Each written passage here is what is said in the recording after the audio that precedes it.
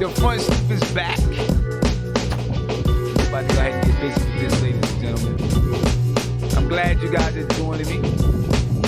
I got my man Guillermo in the house. Got my other homeboy here in the house. I don't got his name. He's gonna have to put his name up here for me. If you're just joining me from Nothing But Nicks, this is the front stoop. And we doing Hip Hop Weekly right now. Basically, we just gonna be talking about a lot of stuff. Anything that comes up, we're talking about it. Anything that you want to talk about, you put it in the YouTube chat, we talk about it. You know what I'm saying? That's what the front stoop is all about. We just talk. We just talk at hip hop right now. We might look at some new music. It's coming out. Things like that. As a matter of fact, speaking of new music, we'll get into something real quick. Talk about some new music coming out. You know, a lot of things, man. You're on the front stoop with me. All right? My man Guillermo is here. Guillermo.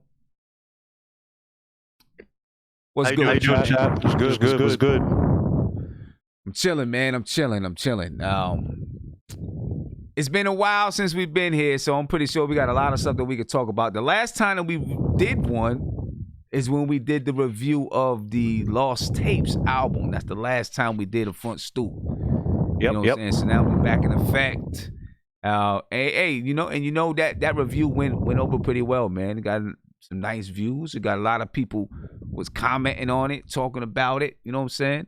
So it was beautiful, man. It was pretty good, man. I'm looking. I want to get a couple more of those reviews in. Definitely. And maybe I don't know if I want to do this. I gotta listen to it first, but Cameron dropped a new album. Oh Lord, no. Purple Haze 2. No. What you think about Cameron, man? What? Let me say about Cameron, right? Listen, man. When Cameron came in, Confess the Fire with what's the other damn album? Damn. Definitely was listening to Cameron. When Cameron first came in, this dude was a spitter, man. Like he was nasty, but he was giving effort. Like that's when rap was like, yo. For you to have any space, you gotta be nice. Because remember, he was trying to come on to Biggie, and I think Biggie even said, like, yo, Cam was the next one. Now, that Cameron, absolute fire. But the industry didn't mess with him like that, right? And then he came out, and I know I'm biased because I'm from New York. You know, I'm from Brooklyn. But when he came out with Diplomat Community, that was one of my favorite albums. I know people talking about computers. I know. He said a lot of dumb stuff. He also says he has wise words on his songs in the streets. It's like it just he didn't care. And I think right now Cameron is at one of those older. He raps slow, deliberate, kind of like there's not really much there. You trying to relive what you did on Purple Haze. I wasn't even the biggest fan of Purple Haze, but he's trying to relive it. I think he's done. I think it's done. Now, for all you people out there, I'll say this: listen to albums. One album really came out. It's been whatever. But this one, I give it to one of my favorite artists now, Freddie Gibbs. Go check out Bandana if you haven't already. I saw him live at MoMA PS1. Him and Madlib, salute to them. And then my other dude, Rock Marciano, came out with Murcielago. Rock Marciano came out with Murcielago. My son, Molly Ringwald, Richard Gere, number 2 and number 4 on the album. Even number 3, I can't remember. I'm losing freaking memory now. And then his song with Ka. Oh, yo. My man, Rock Marcy. I'm still waiting for Rock Marcy to slip up. It's like he can't. We're gonna get in and talk about all new albums. I'm not ready to get into too many new albums yet. I'm sorry. You brought up Cameron. You bring up. I know. I just want to talk about Cameron. How you bring up Cameron and Cameron is done? And don't get me wrong. I like Diplomat Community. I mess with that era. But Cameron now, come on, bro. He's like, but like it's slow. It's all right. He ain't really mixing up words. He ain't putting stuff together. It's like, come on, man. I just want to talk about Cam real quick. That's all. All right. I mean, how did you feel about the album, Tim? I mean, look, I don't know. I haven't heard it. Someone said I didn't know if anybody had heard it yet. Cam's never really been one of my favorite people besides a few songs here and there. I never really liked him just as a person. Wait, hold on. You didn't like I'm ready when him and Diplomats, I'm ready. Like, first of all, Cam didn't have the best line on that song. Jim Jones did. Oh, Jim Jones is very underrated, but that's another topic. Cameron, you didn't like Cameron on Confession of Fire? Let me know. No. I love Confessions of Fire. I'm like, okay. but then like as time went on and I started seeing him in interviews and stuff, I was like, yo, this dude is like real ignorant, man. For real, I just never. It just turned me off from him. He was just just a real ignorant dude that I was like. But okay, Sim, I get that. I understand that. But if you sit here, all right, this is gonna be really ignorant. I know you hate this probably, but go back to the freestyle him and the Diplomats had in the basement, to the Scarface beat, My Block. That freestyle is hard. Come on, Sim. No, I'm not saying that. When he's counting the money. But thank you. The guest, the dude. I'm sorry, I don't know your name, bro. But the dude. Do you have them muted? I think he wants to. Tony is, but the other dude had some stuff in the background I could hear. But guest, turn off the stuff in the background so Sim could bring his. But I don't know. Yeah, because that's one of he said when my ABCs were like I can't remember. When my AKAs and I still have it on my phone. I listened to that yesterday. Thank you, Tony. Thank you. Yo, people hate on Cameron because it was Harlem at the highest, most ignorant level. But it was hard. Like that freestyle was hard. You know when I really started just being like, man, can't get on my nerves. You know when it really started? I seen him on CNN. Oh yeah, that was classic, bro. Was it CNN or Fox? No, it was Fox with Riley. With Bill O'Reilly. Bill O'Reilly. You mad? He just Sim, how don't you respect that? Come on, man. What is Cam doing? Man, because Bill O'Reilly would sit there and they paint black people in a bad light. And I give it to Cameron. Him and Dame Dash. Oh, he's talking about this. You talk about the serial killer as a neighbor. That's what you talk about, Sim? I think so. The serial killer as a neighbor. Yeah. And was that the same one with Dame Dash? Yep. No. Nah, the serial killer as a neighbor on That's CNN. when they asked him if he would snitch, if he would tell if he knew the serial killer lived next door. And he was like, nah, no snitching. We live by the code, no snitching. Exactly. I was like, come on, man. This dude wilding, man. But you know what, Sim? A lot of people would not because they would want to protect their family. Like, yo, if I tell and this dude finds out somehow, he might get one of his buddies to kill me and my family. You know what, That's man? not the way he put it was ignorant, but there are a lot of people. Well, that's actually what he said, though. That's what he said at the end. You know what I mean? Like, basically, I'm trying to protect my family. Yeah. If he get off, and he know I'm the one that told. Yeah, you got all those people that sit here and want to criticize Cameron. They be the same ones. They got rapists, they got pedophiles in their families and stuff, and they don't tell nobody. So, when Cameron said it, it sounded ignorant, but he's right.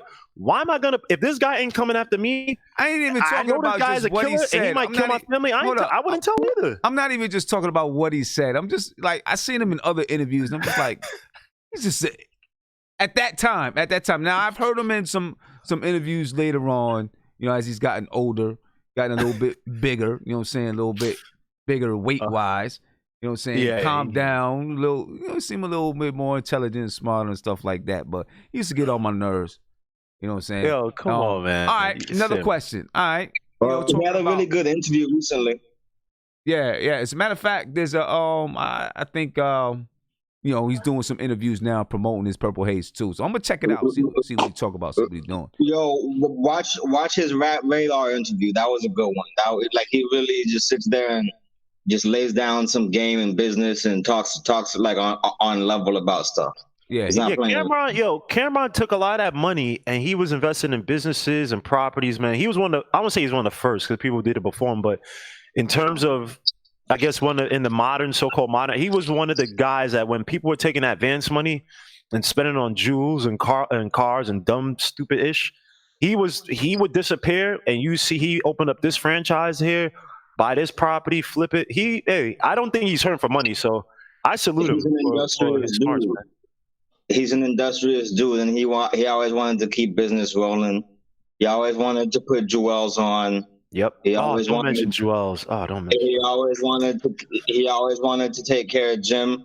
Jim went ahead and became a giant in his own right, and now you could say that Jim is the best rapper in Dipset right now.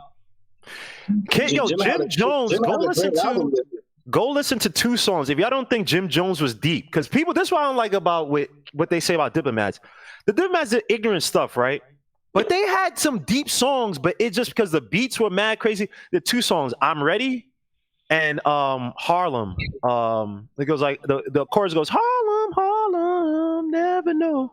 Just put in Harlem and put like Jim Jones, I think Shice Bub and this other dude's on there. But listen to what Jim Jones says, and you'd be like, oh, this dude was actually mad deep. Like I just want for anybody, especially now Sim is DC now. He thinks he's part of the DMV and all that stuff. Whatever.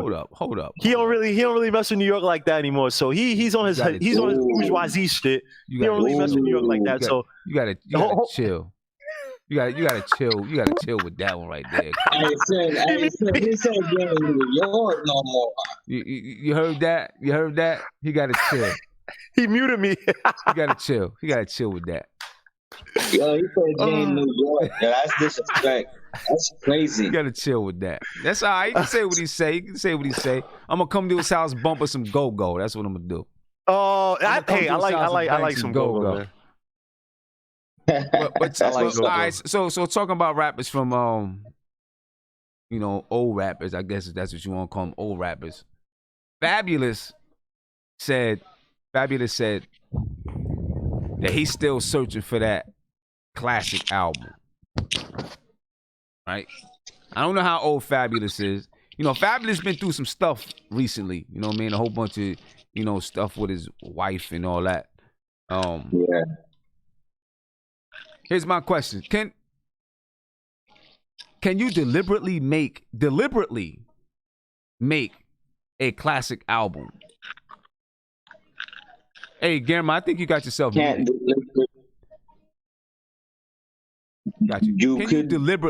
Can you deliberately make a classic album? Like deliberately, like sit down and be like, I'm gonna make a classic album. You can sit down and go into the studio and go into a mindset and say, okay, I'm going to pull out all the stops. I'm not going to hold back. I'm going to go for it this time. You can do that.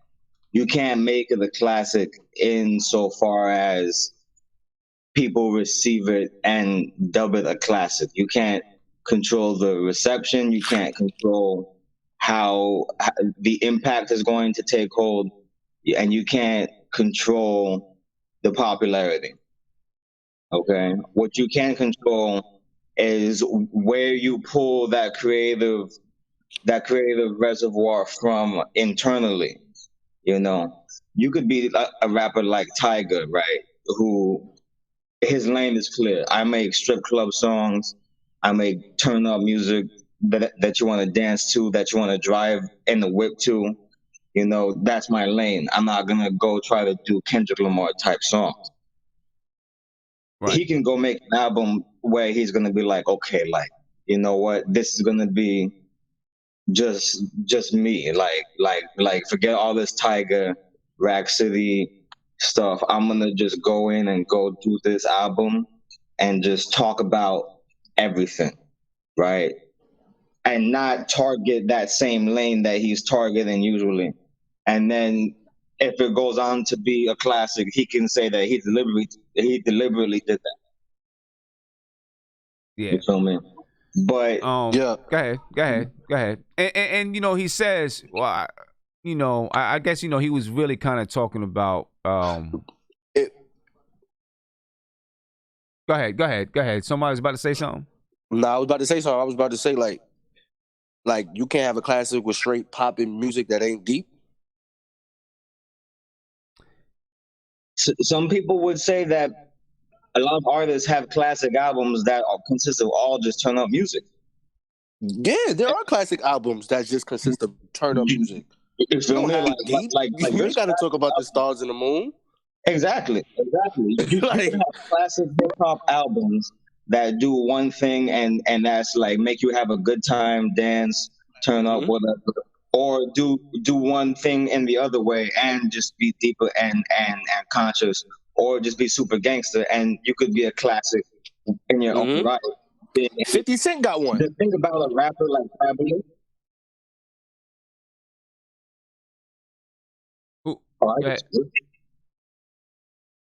Now, and so I guess Fabulous was saying, you know, I'm just trying to make music for me, right?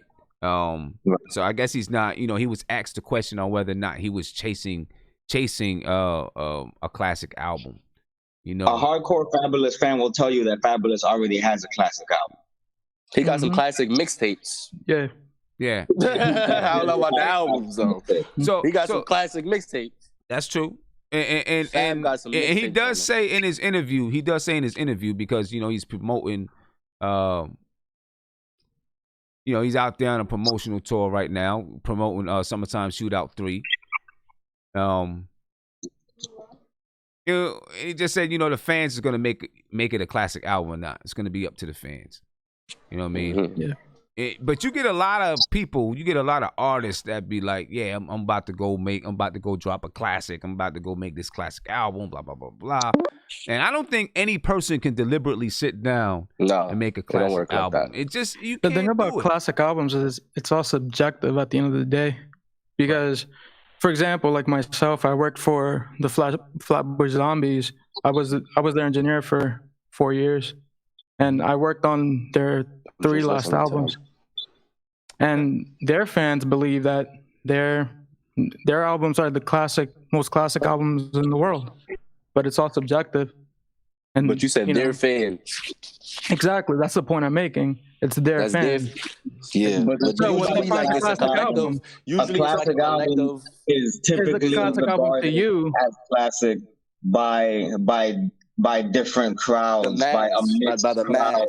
Yeah, a mass. But that's at the end of the day, it's subjective. Because people in the East Coast might be like, you know, Pac is not as good as Big, but people in the West Coast might feel completely different. It's like and that you're kind right. of, It is subjective. but to me, those are both classic albums. I can only speak for myself. You know what I'm saying? For sure.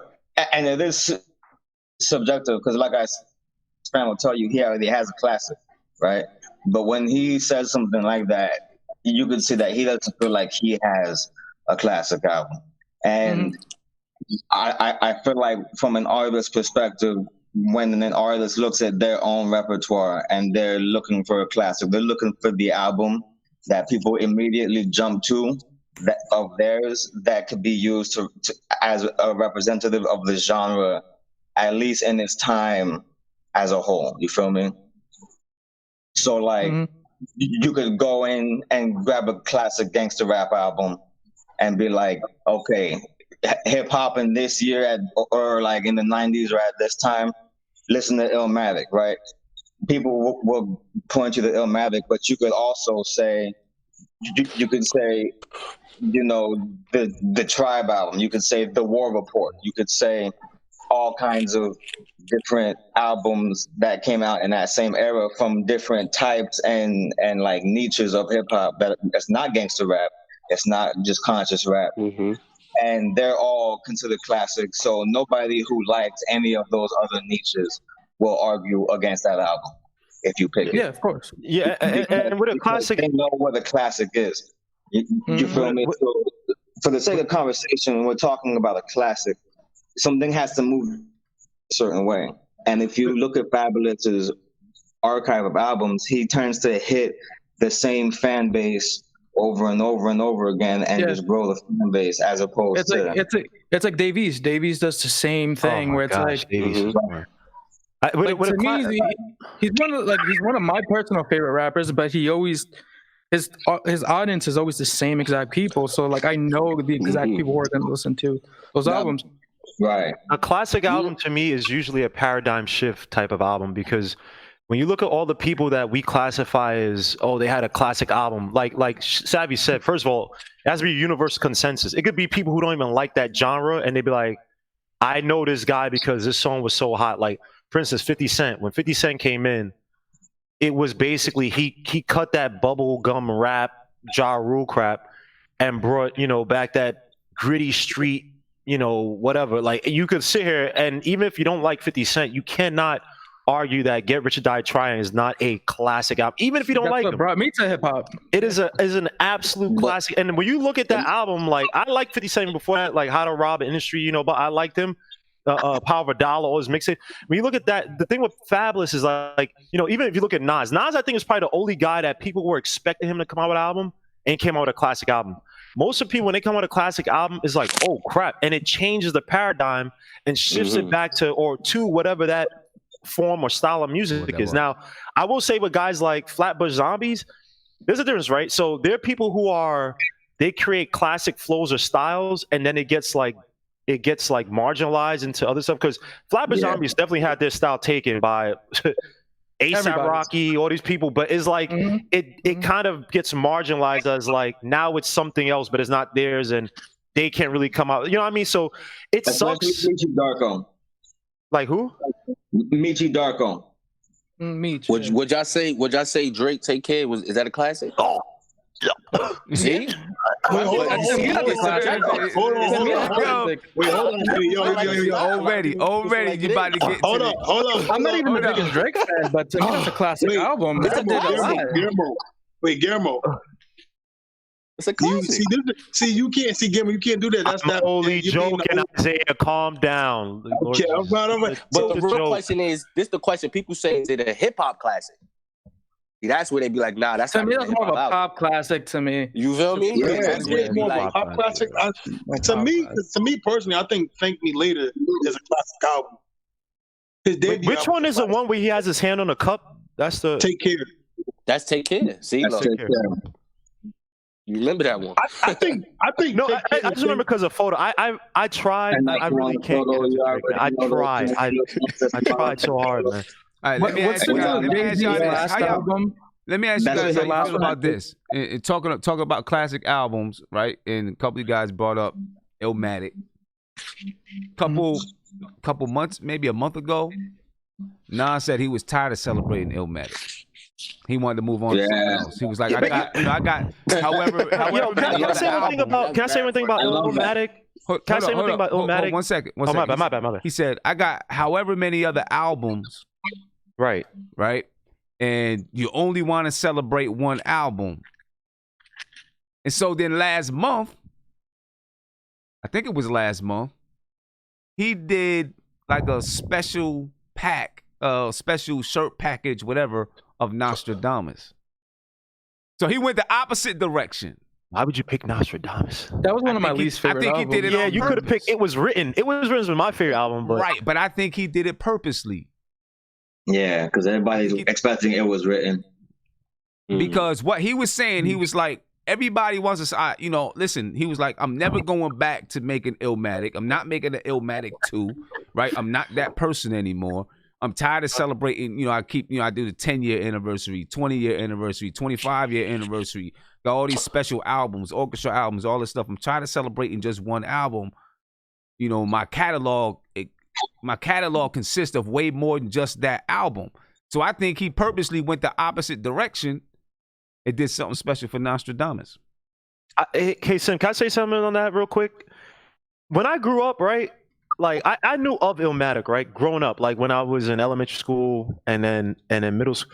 But the so-called hood, before my era got gentrified, like they liked It Was Written way more than and I feel like the people who hype up Illmatic are all these trust fund hipsters and people from Harvard who want to analyze the album. But people, to me, when they remember Nas, like they remember what's his damn If I Ruled the World. They to me growing up, like that was playing on Hot 97.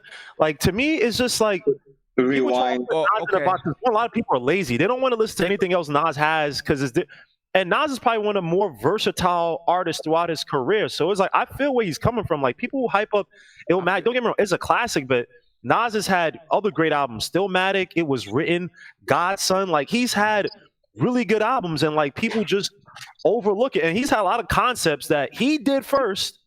Like Life Is Good. He did a lot of stuff he did on Life Is Good. Jay-Z took that and tried to do it on 444 album, and everyone praised 444 album, but Life Was Good was way more introspective, way more honest came out in 2012 when that wasn't even popular to do all that introspective, well, at that grown level. So to me, man, I agree with him. That stuff with the Illmatic, them praising it, I just feel it's corny trust fund hipsters who are like, Illmatic is, the artistic blah blah. First of all, when Illmatic came out, remember that was a different time in hip hop. That was when it was the more of the grungy hip hop head. Remember, you had him, Black Moon. Black Moon was very underrated, by the way. Salute to those guys; they get no credit. It was a different time, but Nas has adapted and came out with even greater. Like, I don't get that crap, man. Illmatic was great, but Nas had other classics, man. I just feel like they just do things they're lazy. I agree with you. I agree with you, Guillermo. Right? I agree with you. That yeah, Nas definitely has other music, other classic albums and everything. But for me, and I think when you're talking about Nas, a lot of it's going to be dependent on your age, right? Because for me, Illmatic was like, I don't want to say it. Illmatic like spoke to me. You know what I'm saying? When it came out, like I went everywhere. I was everywhere searching for the album. I couldn't find it. I had to, searching for the tape. I spent my whole day going from spot to spot to spot to spot, finding the tape. You know what I'm saying? And then the album like really spoke to me and things that I knew growing up at that time period. Now, this is what I say about It Was Written though. Technically, as far as being sharp, it was like his flow was way more sharper, in my opinion, on It Was Written than on Illmatic. Right, I agree. And people will disagree with me, like you say. So, all these people, they'll disagree. But in my opinion, on It Was Written, his flow was sharp. He was in the pocket. You know what I'm saying? Like technically, it was there, and it was a creative album. But Illmatic spoke to me more, and I think that's part of what it is. It spoke to. I think he got more into the Esco thing, right? And everybody was doing the whole mafioso, the character type of rap, right? And that's where and side note, Jay-Z has stolen stuff from Jay-Z has been biting off Nas since I don't know how long, but anyway, and Young Chris. Anyway, that's not. I'm sorry, but so he was more of a character, right? It was Illmatic was more of this esoteric, pure hip hop, right? You had some deep stuff like "Life's a Bitch" is one of the greatest songs I think of all time to me. And that stuff, it was just more of a esoteric. But then you had It Was Written, it was more of a streamlined album. Like you said, it was very more technically sound and everything. But some of the stuff you're saying, like, dude, like Street Dreams, not Street Dreams, sorry, The Message, like, dude, I Gave You Power. Like, I like when you personify certain things. Like, you personified a freaking gun. Like, I like artistic stuff like that, man. I like really just out there type of stuff, and I think that hit me more. And if I ruled the world, I just love the Lauryn Hill. I love R&B people. I love R&B tracks or R&B singers with the rappers when it fits perfectly. Like, to me, that was like the perfect collab, man. Like, so I don't know, but I just get sick of people saying that Illmatic was. And every time I see it, it's never people of my age saying like, "Oh yeah," because they know, like, it's like, yeah, Nas had other. There's always these little Soho, these little freaking Williamsburg like backpack. Oh yeah, I'm trying to be down. These Bushwick idiots. No offense to anybody who lives in Bushwick. And then when they talk about Nas, like, oh my gosh, Illmatic was. Oh my gosh, it's just like you just want to like smack them. Like, just shut up, don't talk to me. And then the next favorite rapper is like Chance the Rapper. It's like, dude, just. Bro, all that artistic Real stuff that you just mentioned, people don't like that stuff. It's not cool anymore. That's why people don't like Nas anymore. The only reason they think Nas is cool is because of that Illmatic album, because it tapped into the zeitgeist of the feeling of the time, and it's the one everybody knows. All the cool people who don't like Nas know that album, right? But people who actually like Nas can appreciate the other albums and see that, wow, he was rapping better on some of these albums.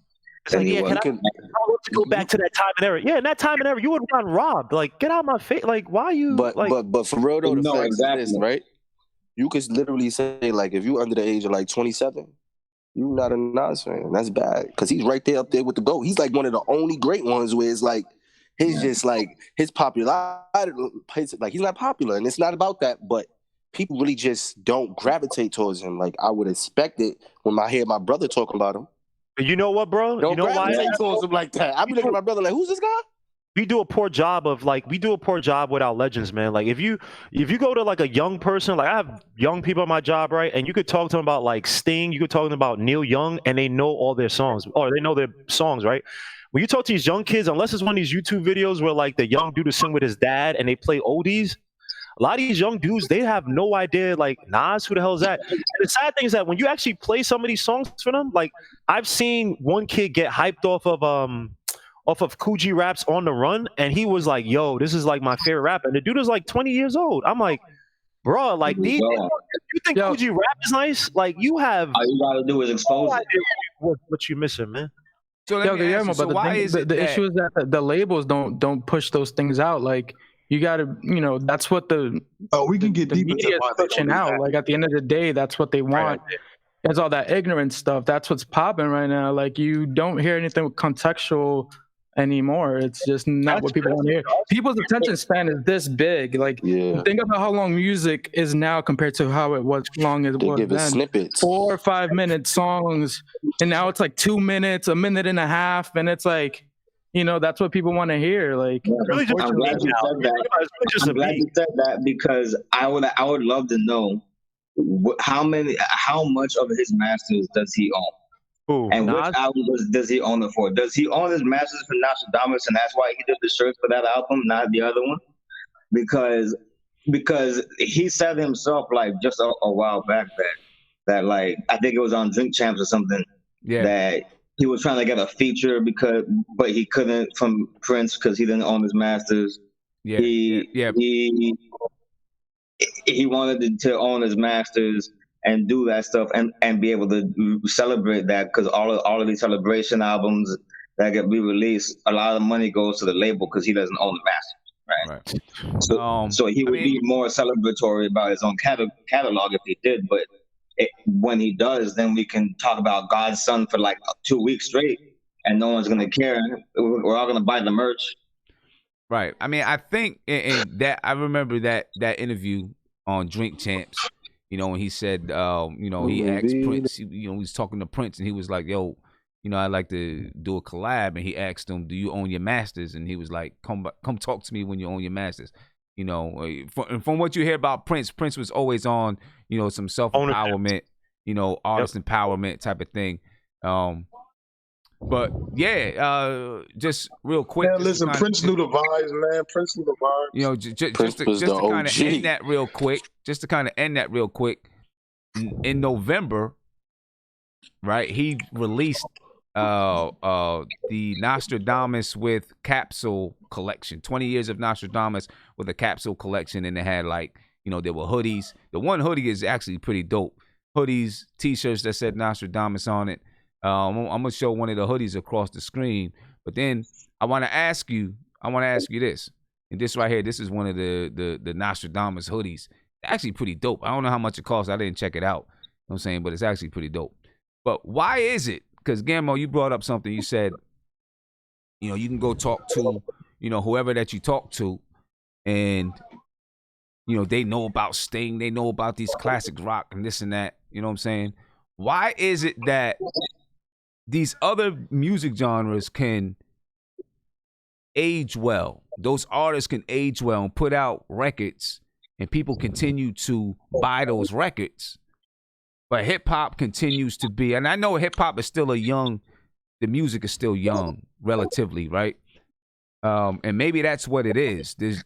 But it's a young man's game, and it's hard to be recognized when you're not young. I mean, of course, you got, to tell you the truth, like Jay-Z, Nas, Eminem, I guess, maybe. Like they're kind of in uncharted territory. They're kind of in uncharted territory of the only artists, because face it, even when the Lost Tapes came out with very little promotion, I think it was still top 5 on the billboards. It didn't stay there long, but it was still top 5 on billboards, and that's mainly because he has a strong enough fan base to go out and buy those albums. But if he releases If he comes out and says next week that he's releasing a full studio album, it'll still go, probably top 5 on the billboards, at least for a week. But for the most part, it's a young man's game. Hip hop hasn't aged. Artists haven't aged. I mean, I think this influx of guys might age are going to age longer.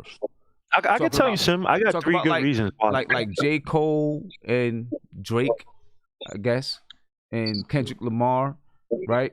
Because those guys have the ears of some older, like myself, Guillermo. Like I'm probably the oldest person in here, right? Those guys have the ears of us, but they also have the ears of teenagers. Right, so those guys are gonna. You talk about longevity; they're gonna have some longevity in the game. You know what I mean? Because, I mean, how old is J. Cole? How old is Drake? 30, 32, 33? Probably, yeah. Right. Yeah, those guys are gonna have some longevity. You know what I mean? Looking at those 3 specifically, they're gonna have some longevity in the game, and those might be some of the first guys that. That really lasts that 30 to 40 years. You know what I mean? Because J. Cole, he's in his 30s. He's probably got little young kids. He got teenagers, and then he got people that's even my age. You know what I'm saying? So those guys are gonna really be in some uncharted territories. So is it just that hip hop is so young of a genre? No, or is it a culture of hip hop? I can tell you 3 reasons, right? So one thing that hip hop does is there are 3 things, right? So within hip hop, right, there's a culture of what's new, right? I mean, there are other genres that do, but in hip hop, we have a thing of we've gotten off like where it started off battle rapping, right? I got the newest stuff than you. I'm better than you. That stuff, right? From Kumo Dio's guys, is I'm better. So there's always a culture of what's the newest thing. What you did yesterday is not better than what we have today. Is not going to be better than tomorrow, right? That's one thing. But then there are I think there are 2 other sinister things, right? I think one is that, and I'm not trying to get too conspiratorial, but I think that when they realized that hip hop had a message, right? And just within the message, the fact that you had guys who were writing, people who were writing, and you had people who were looking up words and trying to put literary freaking complexes together, alliteration, metaphors, all this stuff. I think whenever you have something that makes you a master at it, that also makes you better at other things, right? And this is just me. I think that they never saw hip hop as a mechanism to uplift people when they try to commercialize it.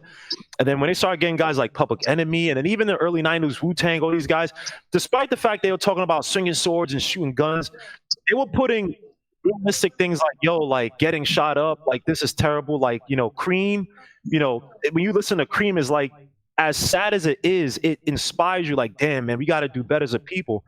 And to me, I don't think that the people who own hip hop on a higher level in terms of financials and blah, blah, blah, they don't want black people to really elevate to a level where they're conscious of, because you can argue during the 90s, Public Enemy, X-Clan, you had black people, when you mix it with the 5%er, Muslim, all that stuff, black people were probably trying to carry themselves out of the crack era and trying to better themselves. And then it was like, all right, let's cut that out. Let's bring the shiny suits and all that stuff. So hip hop, they saw how powerful it is, because you go anywhere, China, they rap, they listen to rap. India, they listen to rap. This place, they listen to rap. They call themselves, Rich Chicken and all that stuff. They love our style so much. So whenever you have something that's infectious and influences other people, and it could be, and people look at it like, damn, black people really have it bad, Hispanics really have it bad, they got to cut that out. Like that's how I see it. And you know about the story about the guy who said he was at the exec meeting and they were talking about how the jails and blah, blah, blah, all that stuff. We don't know if it's true or not, but I think that there's like, if you listen to what Leo Cohen said on the Breakfast Club interview, where Charlemagne asked him, would you basically promote a kid who was singing about Molly and lean, but he was a drug addict? And basically, like, yeah, he didn't say out, but he was like, basically, like, yeah, I would. I like, he only cares about the money. And I'm not trying to, be whatever. But Leo Cohen ain't us. Like, even if you were about that as a black guy, most people are like, nah, I wouldn't. Like, that's messed up. Like, you have a self-reflection. That's not us. So pop. The thing is that pop is in the name, and the people who run pop are it's mostly rich white men at the top, and that's the truth of it. That even though they have black faces on front of it, on top you got the white man dictating where the music goes. With that being said, it's like I said earlier, I used to work for the Zombies for a while, and like one of the things that's cool with them is that they're independent, so you kind of get to see how they run everything, how how they market everything. They do everything themselves, and it's not one of those cases where it's like they couldn't be signed. I've seen them get offers. It's just like they won't accept them because they want to own their masters. Because the truth is that nobody's going to promote their music, show their music the way that they want it to be promoted, because it's their music. It's like, imagine having somebody else give you this amount of money, and then with this set amount of money you're supposed to do this. It's not necessarily what you want to do. And it's like it's hip hop, you know what I mean? And the truth is, most of their fans it's white and Mexican. They literally have everything. Like, they have their analytics, and their analytics show that it's white. My fault. Go ahead. My fault, bro. I ain't cutting you off. Oh, that's all right. The analytics show that it's white and Mexican people who are mostly their fans. So most of their listeners aren't even black, and that's like Guillermo said, it's by whites. That's who runs everything. If you don't have them, you don't have anybody, unfortunately. For most rap, unfortunately. And here's the thing, like other genres, right? Other genres that have been co-opted, right, and then dominated by white artists, right, like rock and roll or whatever. Have you have people that came from us, like, exactly, but you have people doing business together who, sure, like they're trying to rip each other off in a business sense, but there's no malicious intent to deprive you of success as an artist. But I feel like there is with your record deal. When you're talking about black music, if you think about it, there are no deep messages like that in rock. Like, you have hip hop, exactly. And not anymore. Like, hip hop is way more deep. And I'm not trying to cut you off, or I actually agree with you, but it's just, I know what you're trying to say is like, why is it? It's just hip hop is so much deeper, man. It touches people on a different level, man. You got to keep it dumb. You got to talk about lean and all that. As a result, you have artists, right? You have artists that sign to these machines that are run by white people because they have the businesses that are in the music industry that run everything, and they are signing the artists, right? So white people are the ones who buy the music. It happened to Sam Cooke. It happened to countless artists where as soon as you lose the ability to have control and domain over your business affairs, your white business partner or not even like white or any sort of particular race at this point, because we've come to a point in modern day where there's label executives of all races who are doing deals that are depriving artists of the autonomy and being able to reap the benefits of their fans' consumerism of their music. When you look at a deal like what De La Soul is going through with Tommy Boy, now they're deliberately going out and telling you, yo, like, we appreciate y'all loving the music, play whatever you want, but this is the album that we own and get all the money from. And these are the albums, the classic albums that you guys love so much, we get barely anything from. Right? When you look at hip hop, right? Hold on. When you look at hip hop, though, I would love to. I feel like I'm one of the most conscious black people in the world. I ain't even gonna hold you. And I would love to put this on the white people. I would love to put this all on. I would love to put this all on somebody else. When you really study hip hop, the reason why the greats, they don't transform into the next generation, maybe 2 or 3, is because hip hop historically, we don't respect our elders ever. In the whole hip hop, it's based in disrespect. It's based in degenerate. No matter how conscious you want to get with Nas and all of that, for the most part, we don't respect our elders. For example, the kid that just came out with the song Lil Nas, he can't even go nowhere without Billy Ray Cyrus. You know why? Because the rock and the country community, they have principles, and they're not having that. They're not. I went to Summer Jam. They brought Billy Ray Cyrus out with Little Nas. You know why that happened? Because Billy Ray Cyrus has the whole country, and they're all on one accord. They're on code. Hip hop, you got all these different types of thoughts and how you want to attack the music, and that's what hip hop is. But unfortunately, it's based in disrespect, and we don't respect our elders. An example: Nicki Minaj came out, disrespected Lil Kim, right? That didn't happen. That ain't happen. Yeah, I'm talking you're about right. all the other greats. It's always a beef between them or something else. So when you look at it, when you look at the actual root of it, I would love to put it on them, but it's something that we got to change within the community so that we can understand, like, all right, we have to be on code. So when somebody else tries to come in and take over, it's not going to happen. Because when they come in and take over, they disregard the greats because they know what they're doing. They come in with an agenda. I agree. There is a disrespectful basis. You could see. You could see right in here in this conversation, right? There's a separation of age in hip hop. And it's just as much part of it's just as much the older generation as it is the younger generation. I mean, both sides, right? You know, as soon as somebody says a new artist, older people start laughing, right? Start laughing and it's like, disrespecting the younger generation's music. That's what relates to them. That's what talks to them. Disrespecting their music. And so the young dudes like, okay, well, you say Nas and Jay-Z and them are the greats, slip them to the side. Because I think Future's one of the greats. You know what I'm saying? And because it's got to go both ways. We got to respect, older people got to respect the younger people's music. Younger people give respect to the older people's music. You know what I'm saying?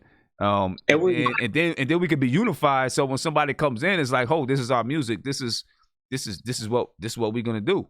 You know, this is how we gonna handle it. The same way, like you saying about with country music. Meek Mill's, kind of talk not this exact topic, but he, put a tweet out just the other day, yesterday.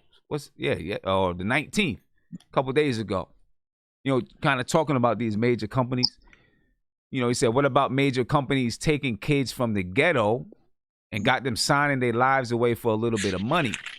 We taking control of that in 2020 and exposing the people offering these slave deals. I'm going to get some lawyers to break down some of these deals that you guys are offering these kids. And like, this is something, I got a lot of respect for Meek Mill. You know what I mean? I like his music. I'm not saying that he's the greatest artist ever or whatever. You know what I'm saying? I respect his music, but I like what he's trying to do. I don't know if you guys ever got to, check out the whole story. I saw it on Instagram or someplace about it. Yeah, if you get a chance, I think you can check the documentary on Amazon Prime or something like that. It's pretty good. You know what I mean? It kind of tells the whole story about how he got into the system and how he was on probation and continuously, kept getting sent back to jail over dumb stuff. You know what I'm saying? Things that just kept him in the system. He got into the system. Allegedly, he got into the system over something he didn't even do. Supposedly didn't. Well, I'll say it's about Meek Mill, man. So I hope what he's doing is right. I hope it's righteous, man. But I just hope it's not a part of like the whole woke wave, because him and Jay-Z, they're growing their hair out now. Maybe not Meek Mill, but Jay-Z, and he's under that. But I hope it's genuine. I hope it's for long term, because one thing that, like, I don't even care about the quality of music. I still think a lot of these young dudes, they make crap music, but it is what it is. I do like some of them. But I think the thing that the older generation did an extremely poor job of is just that, right? That these kids are signing their lives away. They're taking advance money and not putting it, and they think that that's their money. And you hear guys like not No ID, the other dude that used to do music with Jay-Z, a skinny dude, skinny light skinned dude. I can't remember his damn name. He had seminars and stuff, or he had seminars and stuff. And it takes those guys to do it. And it's like, people aren't teaching these kids the game. It's like, even if I don't like your music, you're the new kids. Okay, I understand you're better. You think you're better than me, blah, blah, blah. That's fine. But in the real life, so you could take care of your family and not be used by these people, let me teach you what they did to me. Let me show you what they did to me. When they tell you to sign this, make sure you have a lawyer look at it and another. So I hope this stuff, it sustains, and I hope it's just not the wave of, the wokeism and everybody's trying to be, pro woke. And then maybe when the shiny suit era comes back, everybody forgets that because, you know, it would just suck because you see some of these young kids who are trying to be independent, and some of these deals aren't really independent. Like as Darlie Lara would probably know way better than any of us. You know, they sign, like a lot of people say, oh, they're independent. They just get marketed as such, but they're under majors, and they still get, you know, I'm not gonna say the word, but they still get destroyed and screwed over. So I just hope the younger guys just show them the game. I don't really care because honestly, got a lot of these young kids. I listen to a few of these young kids, but I'm sorry, man. If you're just drooling on a record and just playing the same, you know, in New York, I Millie Rock, even though I kind of like the beat and everything.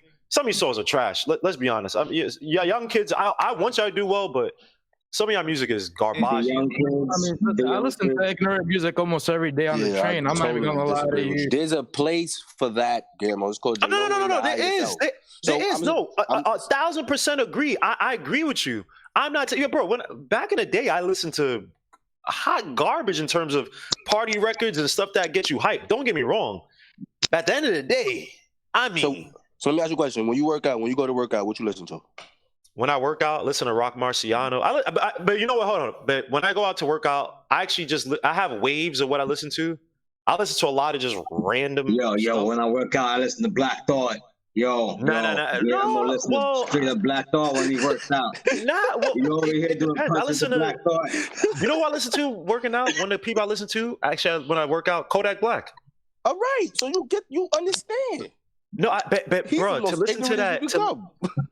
But I understand he's still trash. And you know what the funniest thing is? I listen more so because of the beat. Why is it trash? It can't be trash. But see, Guillermo, this is Kodak. You know your heart of hearts. You know your heart of hearts. Kodak Black is trash. Like I listen to Bacardi all the time, and I know he's hot garbage, but that's still my man. You just know the beats are hard. Those beats are, I can't even lie. Those beats are hard.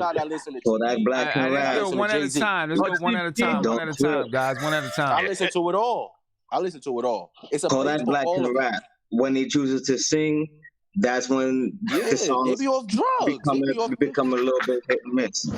All right, and you could say that for most of the artists now. Like look at Joyner Lucas. This is a guy who came in on the Rappity Rap, and then look at him now. He's singing. He sounds like he's from Fall Out Boy or something. You know who I like? Who I think would have been. I want to respond to y'all can hear what you said earlier. I feel like the young generation and the older generation, they only clash when they see each other as contemporaries, as opposed to not acknowledging the distance between them. And I feel like that happens because the older artists don't find graceful ways to age out of just being a rapper. Agreed. Seriously, if you look at because it's a young man's game. Let JJP go real quick, because and let's try to let somebody finish their sentence before we come on. So so we're not jumping over top of each other. Go ahead, man. Oh, for sure. Sam, what up, man? I'm good, man. How are you? How are you? I'm good, man. Yo, my bad. Last time you had a front stoop, I just cut out because the power in my whole apartment complex went out. Oh man! And this is a while ago. I'm like, yo, what did I do? Got to pay your rent, yo. Nah, I'm joking. He's crazy. I did have to pay my bill though.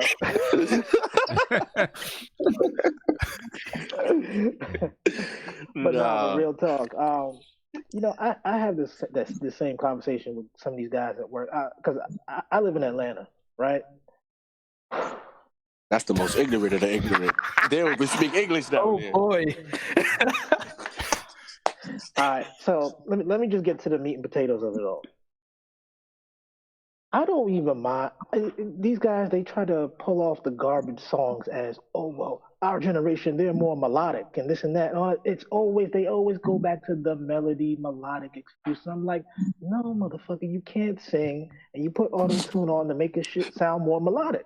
Now, it's good at times for people who could actually get away with it. And I think it has its place in hip hop, and I don't see it the same as the Vocator or anything like that, or like Zapp and Roger. I don't see it as the same thing. I do see it as something separate with different artists having different tunes, and I get that.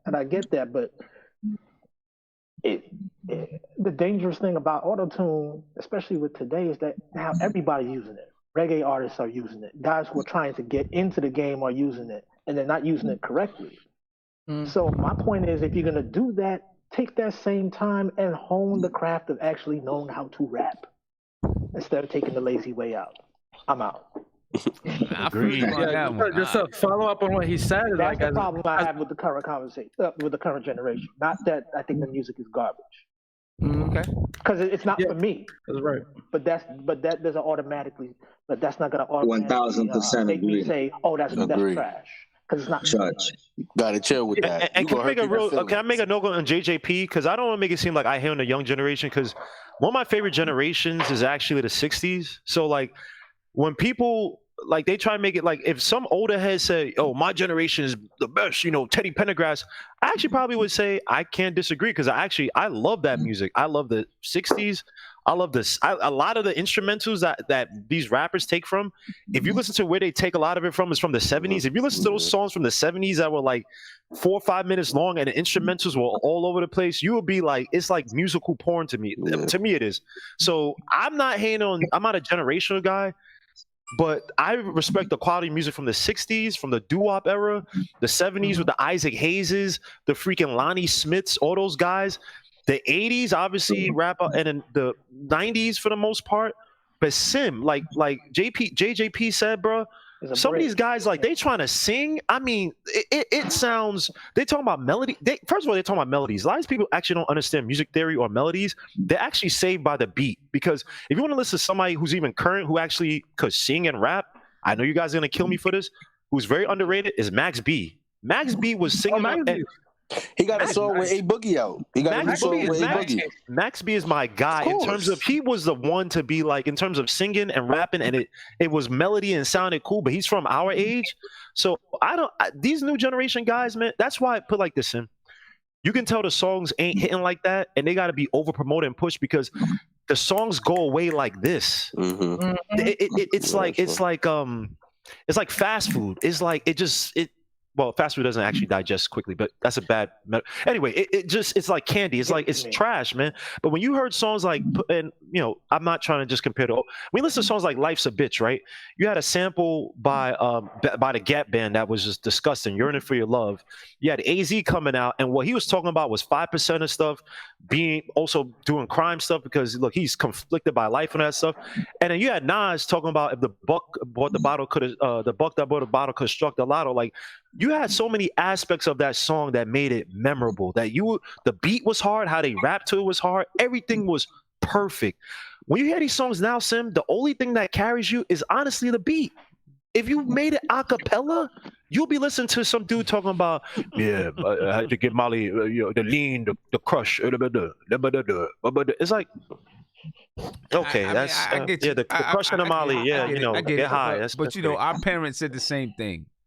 You know what I'm saying? Our parents said the same thing about, that's true. That's true. They said the same exact thing about what we were listening to. You know what I mean? I want to jump topics real quick. I want to jump topics real quick. I mean, now all I gotta do is this to make things sound good. You feel me? Yo, that scared the crap out of me. That scared the crap out of me. So look, I want to jump topics. Yo, send me that. I'm about to make a song. Send me that over. Donald Glover. That sounds good, bro. You feel me? Like, all I did was put the retune speed to 0, and that's it. That's all I got to do. That means that all that means that in less than a millisecond, you get tuned to whatever key the song is on. Yeah. And like, I just want to make 3 quick points. It's like I've been working in recording studios since I got out of high school. I'm only 24 years old, so I'm not the oldest person. Definitely not in here, I imagine. So like. I work with all the new cats, all the new heads. And when I first started, I worked in a recording studio on Wall Street called Engine Room Audio. And there I used to get sent all these artists from Def Jam. They weren't like top artists or anything like that. The only top artist I worked from there was Dave East. But everyone else was like people you would never know and you still don't know. And what they would do, they would send these guys that, they were trying to see if they want to sign them. So they give them probably 24 hours in the studio or something like that. And what would happen was that they'll go in there thinking they're the hottest thing ever, and they were not. They absolutely were not. And if I were to release those songs without any we would all run away. Even with autotune, it was bad. Imagine without it. Two, to bring a point that JJP said, I think one of the issues is that there's too much music coming out. There is just too much. It's oversaturation. Crazy absolutely, like before, back in the day, back in the 80s when Thriller came out, there's a reason why Thriller became the biggest selling album of all time. Music wasn't coming out at that that frequently. It was like you got that record and that's all you really listened to, and that's all the radio was playing, because that was all that was. Bro, I see like 30 releases from major artists like every day. It used to be like a Friday thing, now it's like an everyday thing. Mm-hmm. And just one quick last point. I think the reason that there's a disconnect between older heads and I guess like the younger generation is because the younger generation, we can go back and listen to like older songs and things like that. Because me being 24, I didn't grow up in the Michael Jackson era at all. But that's my favorite artist. And the reason why is because I had the internet to go and research it. I think most older people don't know how to use the internet, don't really care about technology. They're not going out there and taking the time to listen to the new stuff. They don't care about that. They're not sitting there trying to research all that stuff. Okay. All right. Nah, I mean that's a good point. That's a good point. Before I get into some new music, you talked about Dave East, so I do want to talk about some new music. But before I get into that, I want to get you guys' opinion. Donald Glover, Childish Gambino. He's going to be the creative consultant for Andrew Yang's presidential campaign. What y'all think about it? These guys who are trying to... That's how you know politics is a joke, man. They're trying to get, it's the corny stuff of like, hey, let me try to be cool by getting the newest guy or the cool guy in rap or, the cool woke guy. It's like, dude, honest to God, a lot of young people, if you just told them like, hey, we're going to open up programs to help young people do this and that, they'll be happy. They don't care if your name is, Don, McGillicuddy from freaking Minnesota. Just be honest. Like, I don't know why the people who do that to me, honestly, I feel like they're the most disingenuous, and I trust them the least. Like when you see them sit with like black babies and stuff like in barbershops and try to act like, oh yeah, this is what I do I'm always in a black barbershop. It's like you're pandering and it's corny, dude. Like they try to, I don't like, man. And this is what I say about young people, and just black, kids from the ghetto, whatever. We're not dumb. Like we may talk in slang, but we're not dumb. Let me say we because I'm older, but those kids are not dumb. They know. They may talk in slang. They may not know every SAT word, but they're not dumb. So to get Donald Glover is just, pandering. It's corny, man. I don't know. Swag. They're gonna have him dance around with his shirt off on the stage. Talking about this is America. Yes. Let's change it. Vote for Andrew Yang. Yes, corny. Do you think only blue albums can be considered classic albums, or do you think trap music will eventually be considered classic to the younger generation? Because I feel like for most of the music that I consider classic albums are music that aren't necessarily trap albums. Are you asking about Childish Gambino's album? I mean, just in general, just like who in particular? I don't know. No, just in general, like, do you think trap albums will be considered classic albums to the younger generation? They are. I think people already consider Dirty Sprite 2 to be a classic. No, it's true though. I'm just laughing because the name Dirty Sprite is just hilarious. Dirty Sprite. Are you switch back? What album is that? Okay, let me just go to Google because I'm the old man. Chopped and Screwed is a whole genre, and DJ Screw is the originator. I actually want to ask. Don't underestimate our pioneers, bro. I want to ask Sim though. What is something in the classic album? Classic material we're touching right now. But wait a second. Wait. But. Oh, sorry. My bad. I feel you. Can I say? I just want to ask Sim. What do you think is a recent classic album? A recent one. Mm-hmm.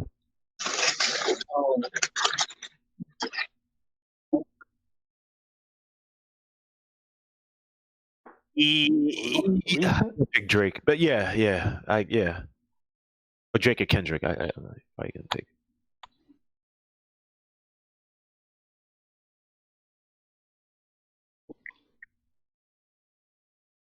Good master. What you mean outside Kendrick and Drake?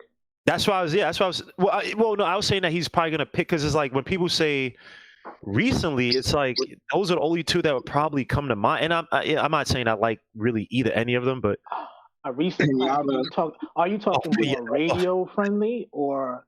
But Pinata's not universally loved like that. Pinata to me is a great album, but no. I mean, thank you. So what? In like you talking about in the more popular realm? Yeah, right? Yeah. Because if you ask me.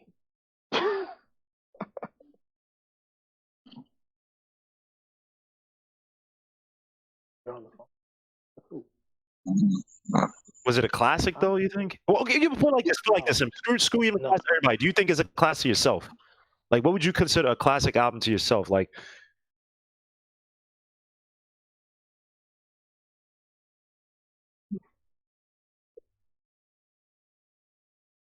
which album is that?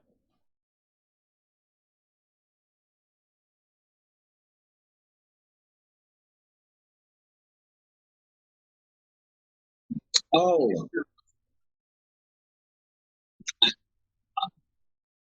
I have one. Which one? My Crazy Life, YG. Classic album. I like YG. All right, well, let's talk about some new music then. Since we talk about music, we just kind of jumped over the whole. You know, I was trying to get some thoughts on Childish Gambino. I only got one. Oh, please, Dolly kind of just sent us into a whole nother direction. Yo, my bad, Sam. My bad. Yeah, you know what I'm saying? You guys aren't patient.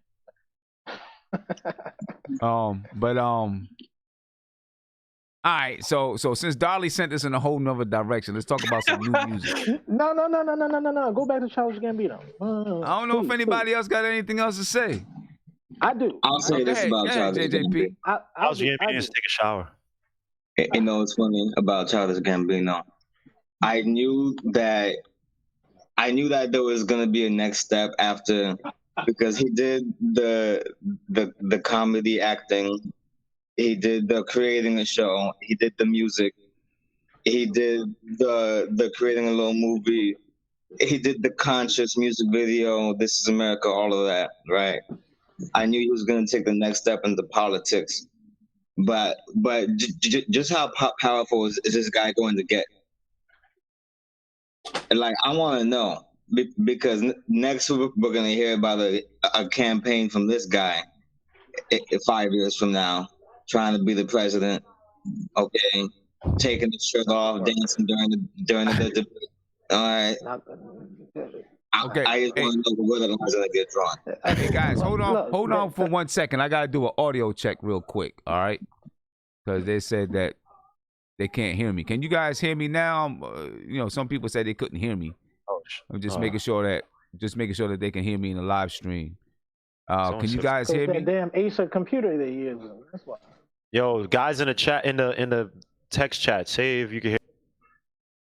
Yeah, if you guys are in the YouTube chat, say if you can hear me or not, because right now it shows that my voice is coming through. I just want to make sure you guys can hear me.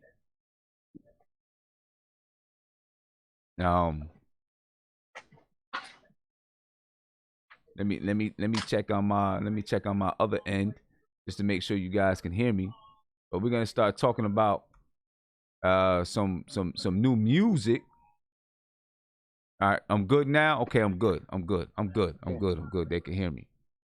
All right, go ahead, Savvy, finish up what you were saying. Oh no, I was just saying this like Donald Glover seems to be unstoppable. Like, What can this guy not do?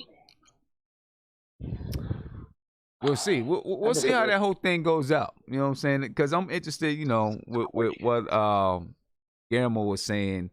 I feel like, and I don't want to get too deep into politics, but I feel like back when Hillary was running against Donald Trump, and she had the whole concert with Beyonce and Jay-Z, and she was running around doing all these concerts with all these people.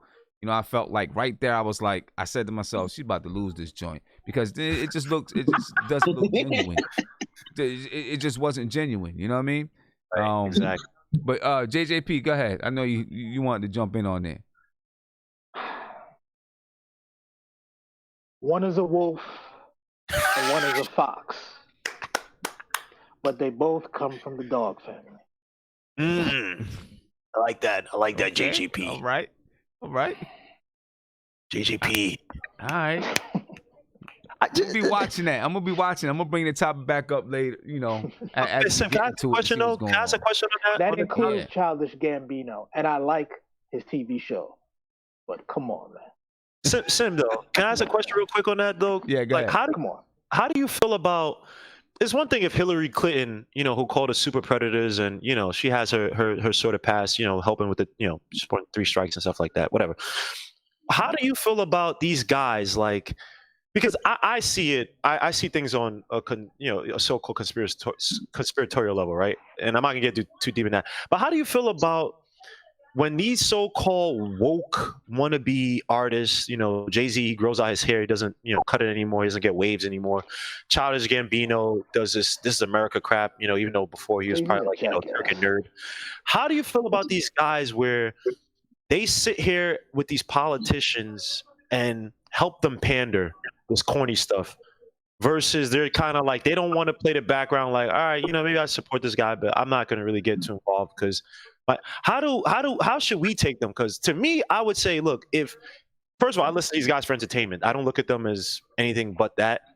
But for the young kids who think that they are, I would tell them to just look at them as entertainment and not follow them, because they're all just paid shills for whatever corporation or group that they're really working for. But when they, Beyonce did Formation and all that stuff, who's on a little woke, whatever.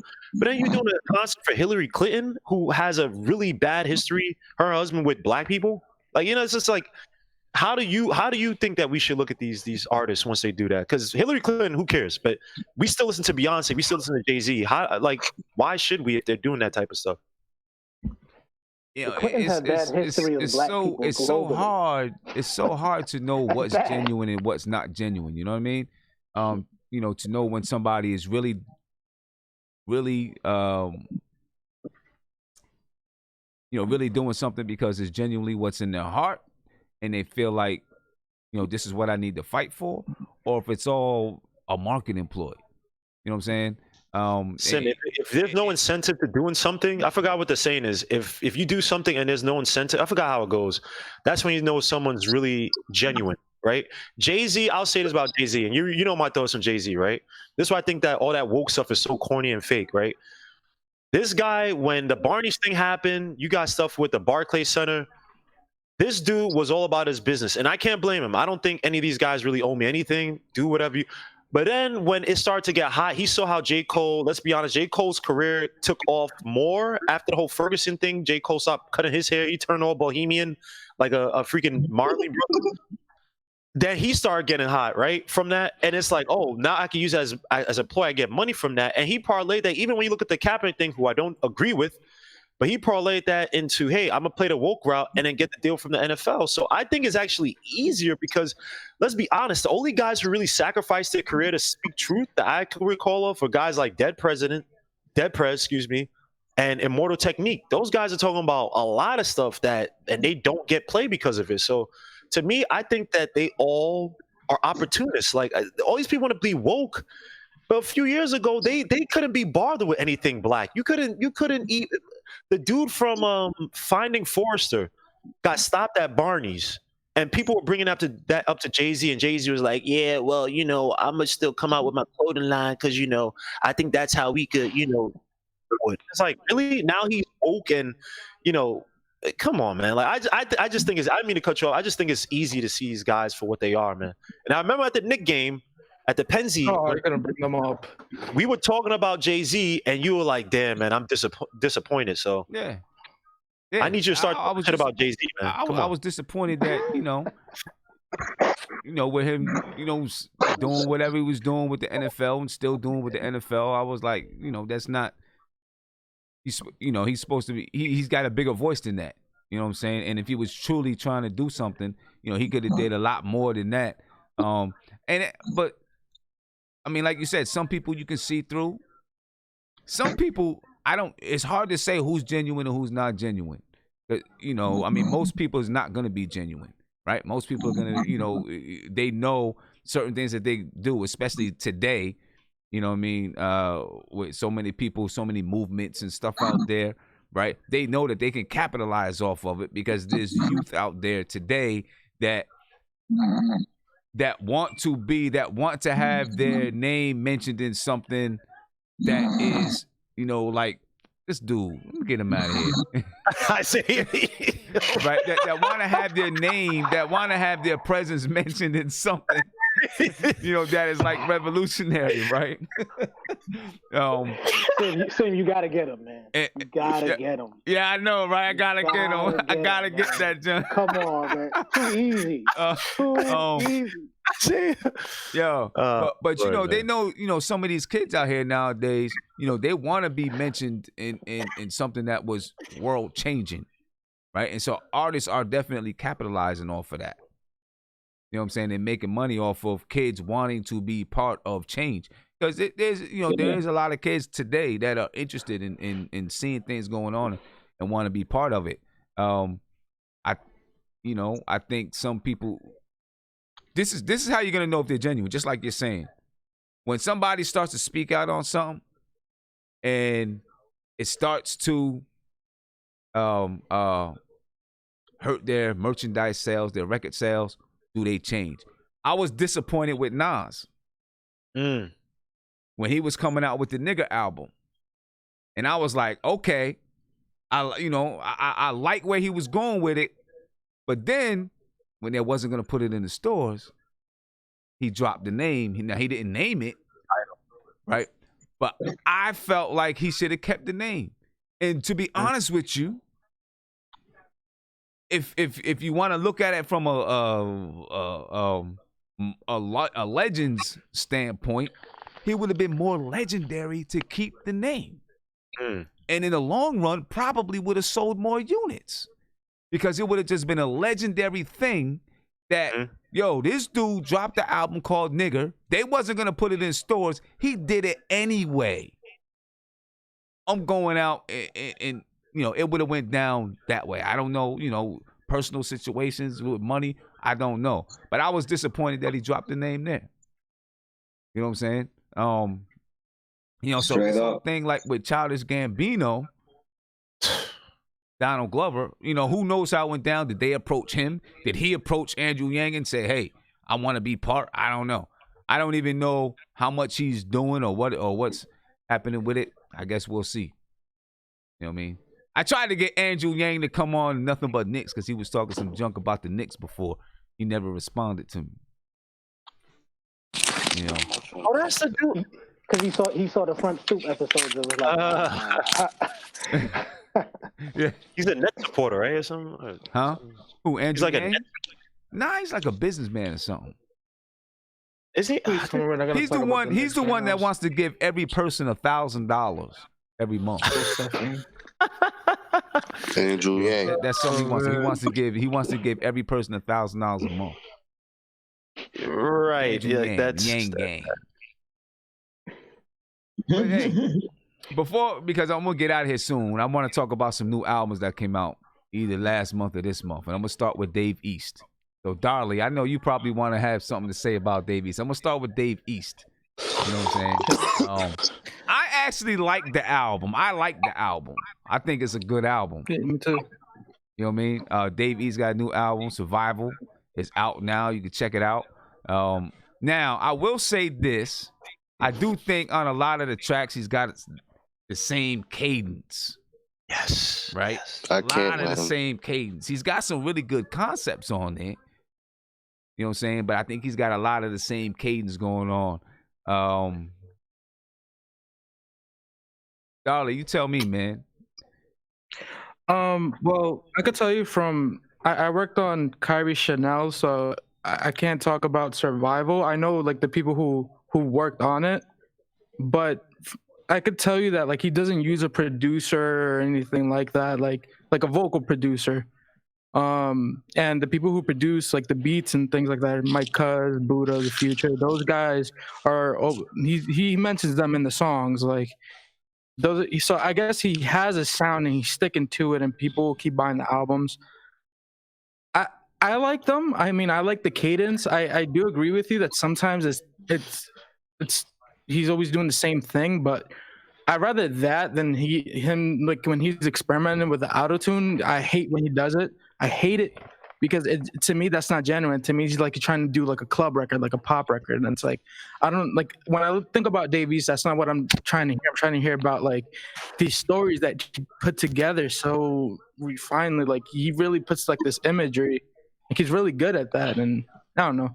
Like he like that one song where I forgot the name of it, but in Survival, where he talked about like, you know, after going to school, on his way to school, he talked about everything that he saw on his way to school. I think that's literally the name of the song. Yeah, I like that song. But I like that song. It's a good song. As a matter of fact, I'm gonna play a piece of it. I'm gonna play a little piece of On My Way to School. Hopefully, you guys can hear this. Let me know if you can hear it. Can we ask him why he don't like Dave East? Because I'm probably gonna come to the same agreement. But can you please ask him why he don't like? We probably don't like him for different reasons. It's just I don't know. Everybody listens to music for different reasons. I listen to it. You got to keep me engaged. And Dave East does not. He's so boring. Like I don't need you. I'm not impressed with the wordsmiths. I'm just not. You got to bring me that with a little energy. I need you to say something that I've never heard before. I need you to bring me. I needed to hear, like, it doesn't sound like he really cares about it. It just sounds like, I got it. You feel me? I'm Hov, I'm Fab, I got it. No, you don't. You don't got it yet. You need to collect more fans, unless you just want to stay at your same underground base and then transform into an actor.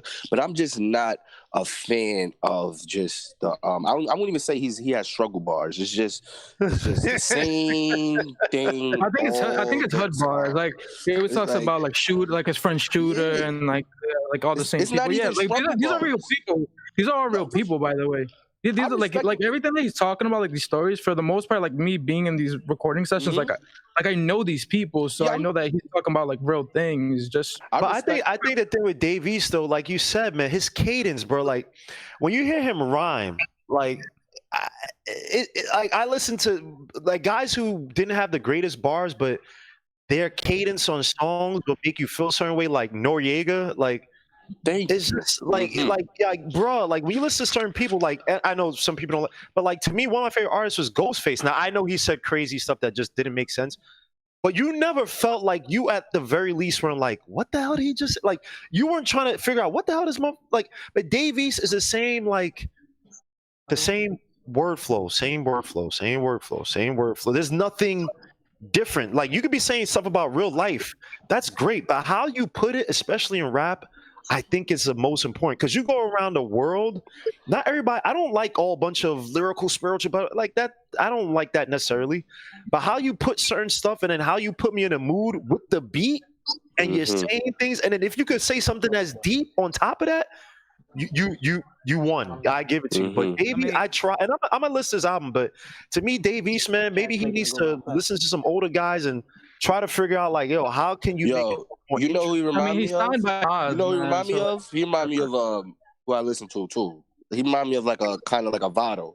But Vado sounds better than that. Vado came with charisma, swag. Like Davies don't have none of that. He does. He's not. I mean, I agree with that. I mean, it's all subjective. I'll just never see Davies in content. I mean, so who do you like, dude? Who's a rapper that like you right now? That's one of your top. Well, just one of your that you say like he embodies what you really like. When you listen to a song, it's like damn, like or when he comes out with something, you like I can't wait to listen to this. I told you I listen to so many things. Like I literally love Chief Keef and I literally love Michael Jackson. Like I have space for that in my head. I know how to separate the two. I can tell. You understand? I'm never looking like, some things are trash. I listen to them like, come on, bro, like for real. But I have space. I'm in different points of my life where I need to hear me some Chief Keef. I cannot listen to Michael Jackson going into some places that I go to. I ain't gonna hold you. I just can't. It's not, it will not be the best thing. This guy's stupid. I need to hear something that's fitting my lifestyle. And I go back to what we was talking about before, like with the raps and stuff like that. I think like a lot of the 90s and the early 2000s, like life was hard, specifically in New York City. So that's why the bars were so like struggle bars. Nobody was happy. Nobody had real money. Nobody had change.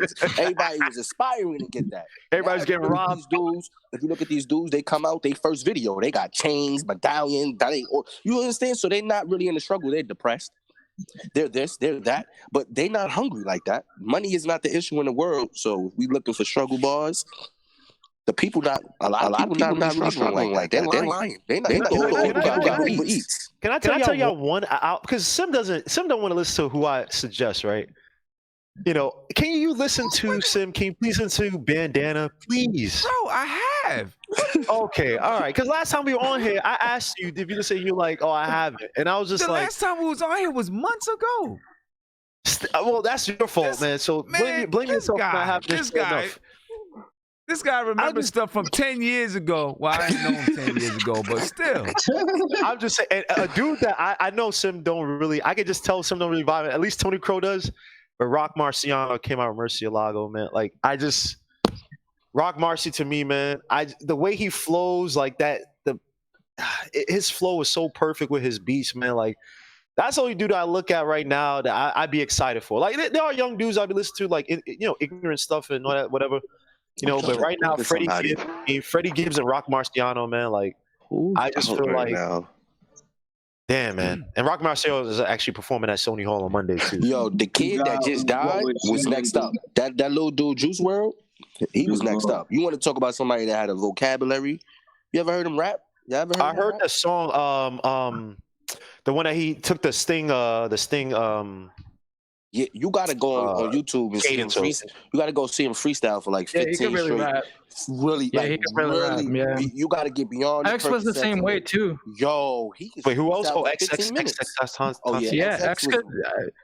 He was nice too. Like, so if they could really rap, why don't they really rap? Check. On the song. Well, the money. X has on actual songs though. That don't sell. Real rap don't sell. That's not true. See, but that's not necessarily true. I think a lot of times that when they want to rap, right? Yeah, that's the thing. They don't get played on the radio.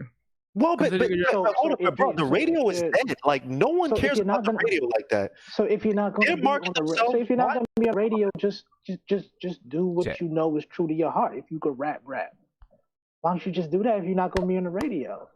You in the era now. That's why I don't think too much music is out now. I applaud the MP3 era. I wouldn't say I reared it in, but I was one of those people who back in like 98, 99 was like, this is the way it's going. I can feel it. Once you could get these songs on the computer, it's a wrap.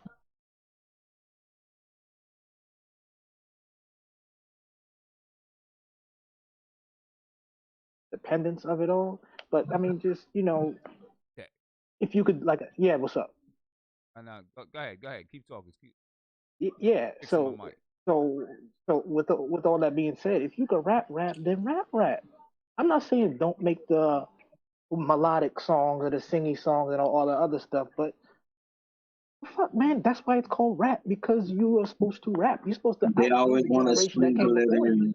Can I say something real quick? Sprinkle in the bars. You know what? Little singing parts. You know why they can't do it though? When you think about where the older generation came from, right? We were coming from jazz, or slower R&B, that era, right? So a lot of music, even before we got into rap, a lot of our parents and back then, though their parents, they'll put them on more melodic, more things that went with actual music theory. And I'm not saying guys now, but like a lot of these kids now, we talked about, you could make lyrical stuff or deep stuff on tracks and it could be hot. I think a lot of times they don't know how to match beats properly to some deep stuff. Because for one person I think that had a good beat and he did not put stuff that was really about his life, but he did on another song. Was T Grizzly Pay for the Drip? That beat to me, I'm like, yo, bro, this beat is evil. Like, is that I love that beat. Yeah, that's hard. Talking about it's like, yo, bro, you have real stuff in your life that you could have talked about. But you gotta see what T Grizzly been through though. T Grizzly don't talk about that because he don't know that life. Didn't he come out of jail? Didn't he come out of prison? You heard what he said? He said he was robbing jewelry stores in Kentucky. That he was on trial. He was about to wait, like, why not put that on Pay for the Drip? That beat, yo, bro, how do you waste the beat? Yo, I'm dead serious. I think there's certain beats that's why certain producers, right? They hold back on certain beats. It's like, nah, this ain't for you. That T Grizzly beat, y'all talk about songs I listen to in the gym. I could just listen to instrumental and be hyped off because that beat like I love that. I love that beat, but it's like I think they have issues with matching certain types of aspects of literacy, right, to proper beats because there's no foundation to it. When you think about, I'm not trying to compare it. When you think about guys like Nas, Olu Dara, his father was a jazz musician, so they know he's heard all that stuff, compositions. It's like it's ingrained somewhere, right? And this is what I'm talking about with what they did with rap. Back in the day, a lot of those guys like Coogee Rap. To me, Coogee Rap, you would never think that Coogee Rap went to Harvard or anything, right? But when you hear him rhyme, you know it comes from something, whether it's 5% of knowledge or it comes from something deeper than just him going there and just listen to music, right? The way he was putting words together, what's this guy's name? Rakim. The way Rakim was putting words together, and this guy never cursed. It came from something deeper, whether it's education, his parents. I don't know what it is. And I think a lot of these kids right now, they're missing it. And that's why they go a lot off cadence. It's like, let me try to make myself bigger than what I am because I don't know how to put the fact that I lived in a house with 11 people. My moms and my dads were crackheads, and that pain really hurt me. But the only way I know how to say that it hurt me is in this really simplistic way. I don't know how to paint the picture for you in a complex way off this ridiculously good beat. And I think that there's a trouble because you hear some of these songs, sometimes Kodak Black will come out with something deep and it's like, it comes on some stupid guitar type of beat and it's like, ugh. And then you hear something like cadence too. He comes with something like Tunnel Vision, or he comes with something like Skrilla, or he comes with something with like No Flocking, and it's like, damn, he could have put something harder on this song. Hey, Gammo, 1 second. Let me okay. I was just checking, making sure. Tell me, can you hear this? 6:30 in the morning. You got. Can you hear that? I can hear that. Yeah. Okay. Yeah, all right. I was just making sure. All right. Well, let me cut you off there. I let you go and carry a little bit while I was making sure the music was going. But going back to the Dave East album, I like that album. But I want to talk about some other albums too. But just a couple of tracks. I mean, my favorite track that's on there obviously is the Nas track that's on there. Please. Right? That's my favorite track that's on there. Obviously the Nas track called Godfather 4 is actually pretty dope. Yeah, which song is your favorite album song? Favorite song? My favorite, well, at least one of my favorites is the it's called Godfather 4. It's on the Dave East album with Nas. Actually, Nas is the whole song. Dave East is almost like Dave East is a feature on the song. Most of it. It's like he's hyping him up throughout the song, yeah. It is. On My Way to School is pretty dope. 17 is pretty dope. I mean, I'm gonna go listen to it. See what they talking about. There's some good tracks on this album. I'm gonna play that Godfather 4 a little bit though, because I'm listening right now. This beat's it's type glorious, man. I will say the beats on this, not all the beats, but there's a lot of really nice beats on this joint. This is Godfather 4 future. Right here. That's the producer. First of all, that beat is nasty. I'm about to download this song. This right here, this is Godfather 4, Dave East featuring Nas. I'm gonna just play a little bit of it. Chicago, you're still shooting up. In Boston, y'all still shooting up. In Queensbridge, stay shooting up. Even in Wichita, it's wicked. You see a mic stand lit up under the spotlight, a silhouette of a man slaying beats that knock right. I treasure whenever niggas or rhetoricals hit orchestral tracks and nail it. Smooth black velvet and rap intelligent, but then it's just a low percent who blow on some Nas big and over shit. No offense, but I was over with finding young spitters whose names I remember. Dave, J. Rose, dissing your idols kill your future unless your idol souped up. Jamaica Ave Nas, cherry drop cooped up. Still hitting clubs, grimy niggas occasionally shoot up. Bang, bang, pow, pow, these snorters still toot up. My dead granddad came to my cousin through a psychic. I don't really like it, pay prices for afterlife advice gets kinda double jumble. Prefer to take my chances. Who gets out alive? Nobody got the answers. All we got is questions. I told my bitch, she hit the genetic lottery. Love it when she lied to me. A friendship is built over time, and trust too.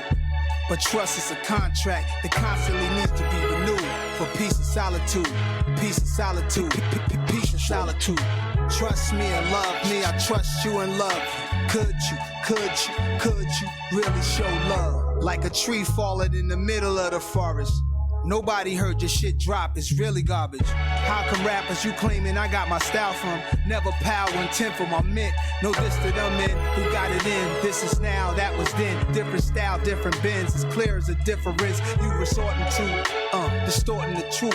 Rhyming, my offspring, these youths walking my shoes. Yo, big bro, I'm from the ice pick era. Light skin terror, thought I could sell this dope until my life get better. Hieroglyphics got them tatted on us, so it's hard to miss us. Reminiscing my uncle sniffing the Lionel Richie Soul Train over breakfast. Lexus across the tri-barrel. They not thorough. How you my brother? You not thorough. Soul Train over breakfast. Lexus across the tri-barrel. You not thorough. You not my brother. You not jungle. A whisper of death. A kiss of life. From Sade lips. My wish for life. My neck wearing exotic material. So excited I'm still here with you. I cried about it with a sinister smile. What's notable? I've been winning a while. I'm a dazzler. Ancient astronaut from the Dogon tribe. Gangsta tatted up, time traveler Nas. How I'm unraveling this major paper and blast niggas like a Navy laser. System activated, board the cabin orderly fashion. I'm glad you made it, I'm the captain. Flight time, 3 minutes. Won't be serving lunch or dinner. Your comfort is my concern. You could burn it if you feel it. We'll be cruising at 40,000 feet. Your in-flight movie is Godfather 4, starring me and Dave East. First class for the whole flight. Go ahead and lean your seat back. No lunch or dinner menu, but got champagne if you drink that. Stewardess is models gelato. You can bring it on. The pilot cool. I snuck in the cabin so I could see the storm. Joe Clark, the one that they leaning on. I just took my shoes off. Shorty across the aisle look like Lena Horne. 40,000 feet, my Wi-Fi still cracking. You niggas is still packing. This flight about to land. Pick your seat up, secure your area, clean up your mess. Half the seats Louis Vuitton, we double G'd up the rest. We don't even acknowledge the ones you seem to impress. Don't forget your charger, we can fly whenever, be my guest.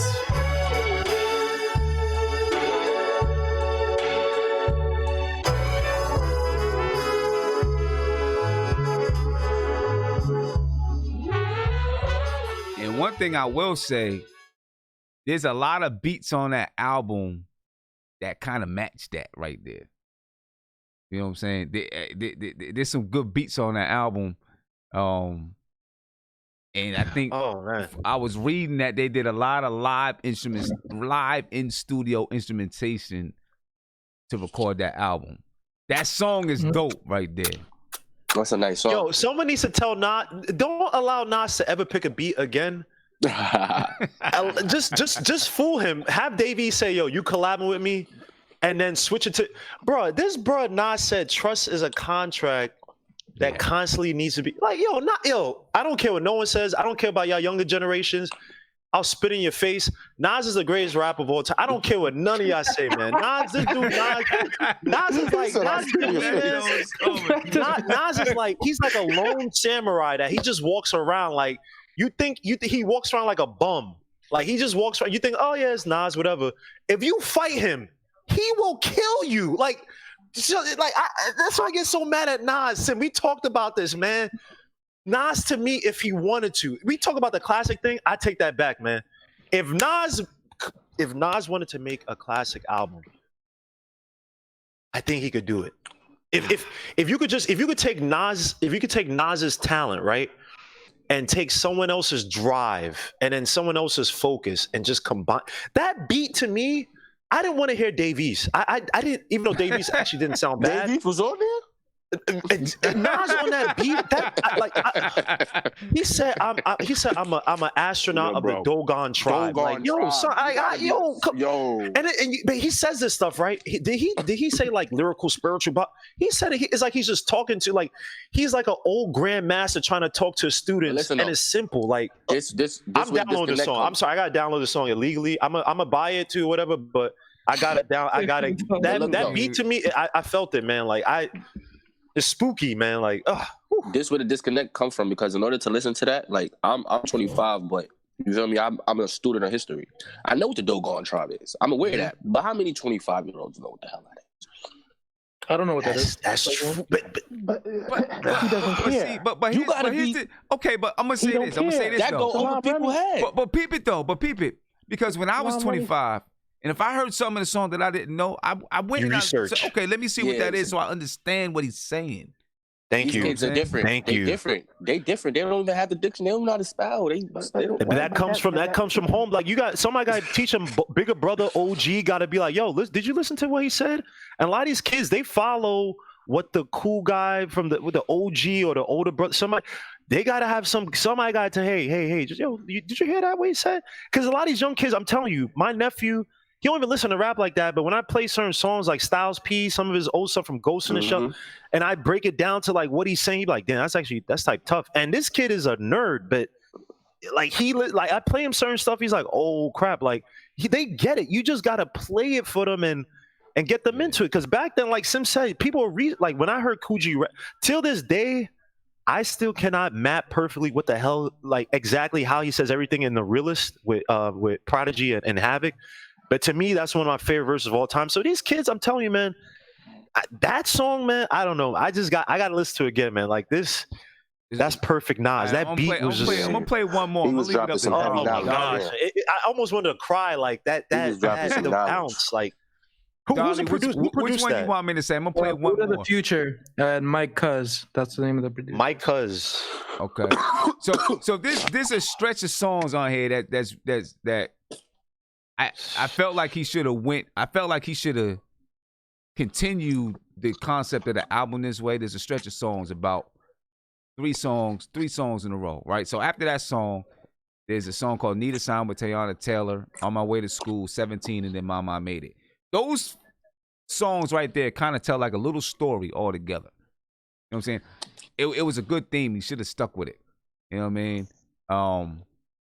So, Dolly, which one you want me to play next? You tell me. What's the one with the sample? I forget. I don't even know, bro. I forgot the name of it. I think that's Mint Condition, but like I don't remember the name of the song of that sample. I think everyone would appreciate that one. Put the auto-tune on with that. You'd be great. You'd be good. I think the worst song on the album is a song with Fabulous called What's Going On. I think it's whack. Oh. You like that one? No, I don't. I don't like that one. I think that joint is whack. Fab album was good. Because I just don't think that Davies and auto-tune mix well. I don't think he knows how to use it. That's the thing. I think On My Way to School or 17? Which one? On My Way to School or 17? I'll do either. On My Way to School. Let's do On My Way to School. I'll do On My Way to School. Yeah, just. All right. Right here.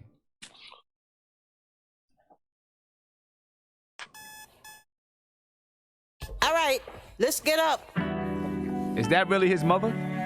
6:30. I believe, yeah, she's half Dominican. Something can happen. Wake your ass up, Errol and David, right now. All right, let me get 5 more minutes, man. Please, 5 minutes. No 5 minutes, nothing. Get up.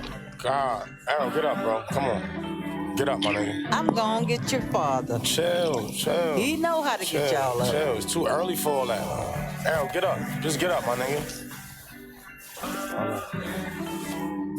5 minutes These ain't gonna make you or break you. Get your ass up right now. My mother kissed me on my forehead on my way to school.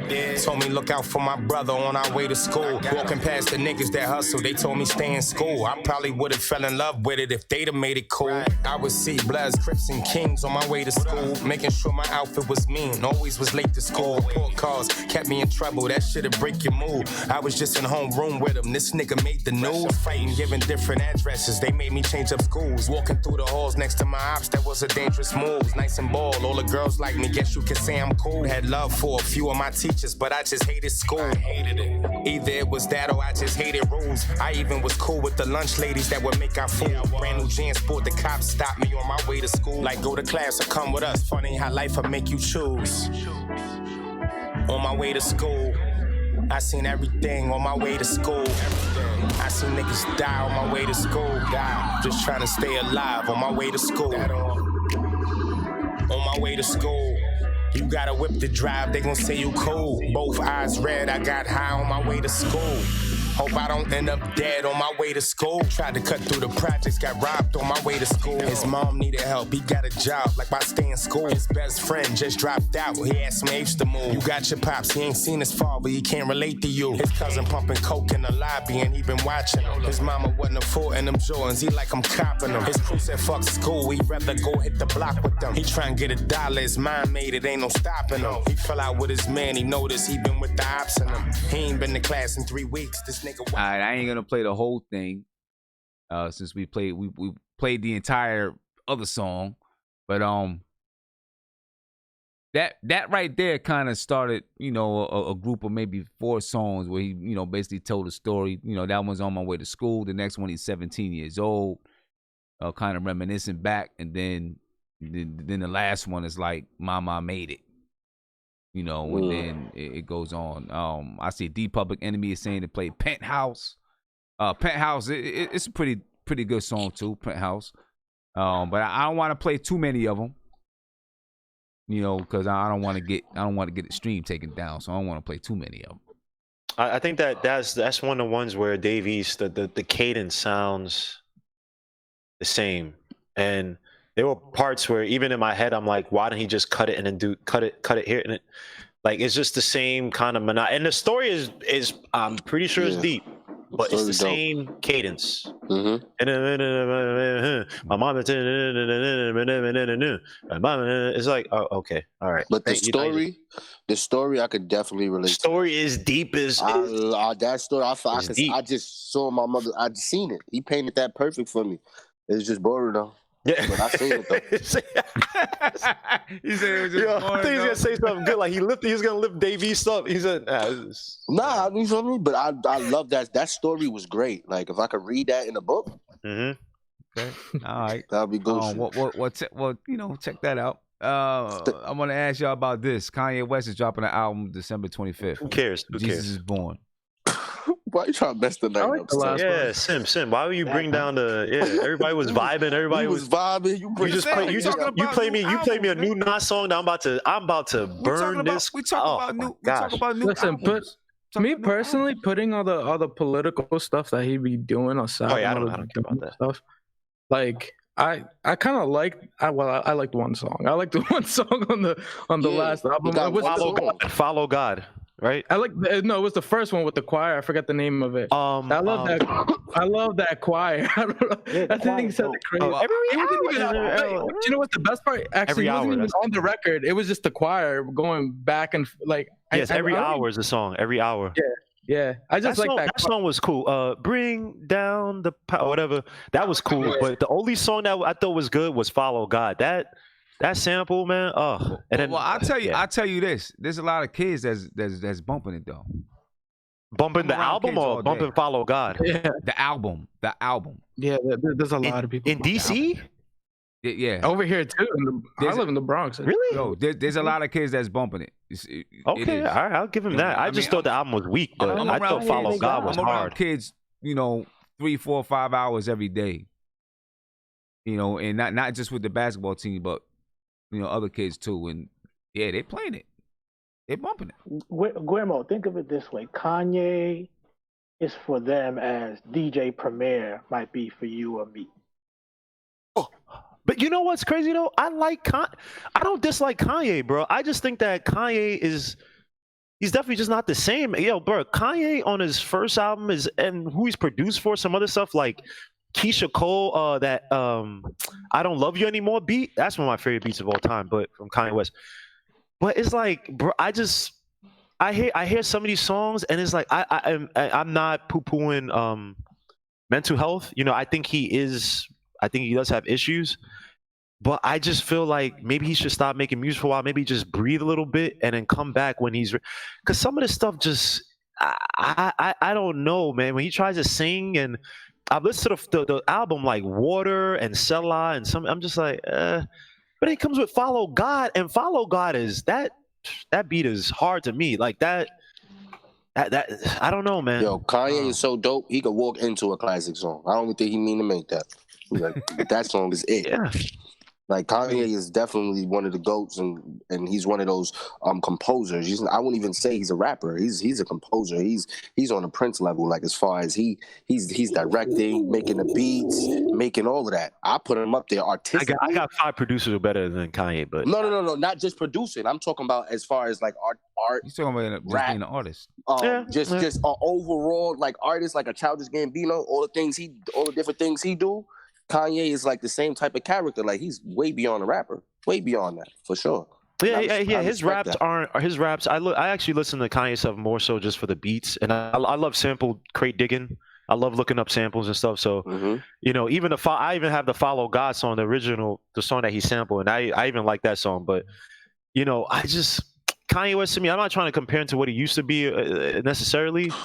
You just hear certain qualities of the production. Some of them is cool, and honestly, on the God album, the production is not like, excuse my language, but it's not shitty. It's not terrible or anything.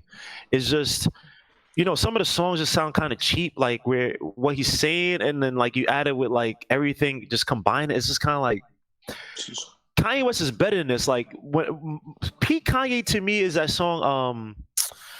So won't you give your glass, won't you? That production to me, like that hit my heart, because that's the GOAT Kanye. When he was talking about the story in that song, how the beat changes and like how different instruments come in, but they still play the same melody, and like how he's going through, I'm like, nah, this dude is something's with this dude. He's special. Like when you hear it, like he's putting, like when you talk about composition, that's what I think when like a modern day producer, how they compose, they don't just loop a beat. They add certain things to it, and how he, you know, he talks about not getting a record deal, living with his mom in Jersey, and how he got rejected, and then the beat just changes with the doom doom doom doom doo doo doo. Like it's like that's what I miss, man. A picture. Yeah, he's painting a picture. Yeah, but nowadays it's kind of like, you know, he's talking about if she doesn't bleach her asshole, it's like really okay, all right. I mean, like the content, like thank you, Kanye. Content is different. Like All Falls Down, that's still one of my favorite songs. But All Falls Down with Lauryn Hill, there's a difference between her. All right, I know it's very minuscule, but Fat Joe. Who cares? Next topic. Fat Joe. Family Ties. Yes, Fat Joe got an album. Yes. He trying to keep the old heads alive. I feel you though. Can y'all hear me? I'm just going through who. Did we hear you, JJP? Leave that. Savvy told me I was coming in. Hold up. Sim think he's slick. Sim, no. Don't let Sim do this. What do you think about it, Sim? Don't ask us. How do you think about Fat Joe? About what? How do you feel about Fat Joe? Because you know you might see him at a Nick game or something. No. How do you feel about that album, Fat Joe? How do I feel about this album, Family Ties? I haven't heard it. I have no idea what's on. You haven't? All right. I have no idea what's on. I was just saying that it was released. It came out December the 6th. I haven't heard it. I think maybe I heard the song with Cardi B. Oh. I think I heard that. But I haven't heard anything else. All I know is that I seen an interview and Fat Joe said we shit on Fat Joe. Any of the young kids think we shit on Fat Joe? Go listen to Jose, Jealous One's Envy, man. Fat Joe used to have production on point, like Gangsta and Y'all Wanna Live My Life. Like he had songs before. Twins. Like, well, that's what Big Pun when Big Pun that was when he was spitting. Yeah. But no, I wouldn't even go back that far, man. Go to the song he has with West Side Gun. I love West Side. On the Griselda album that just came out 2 weeks ago, or on Thanksgiving time.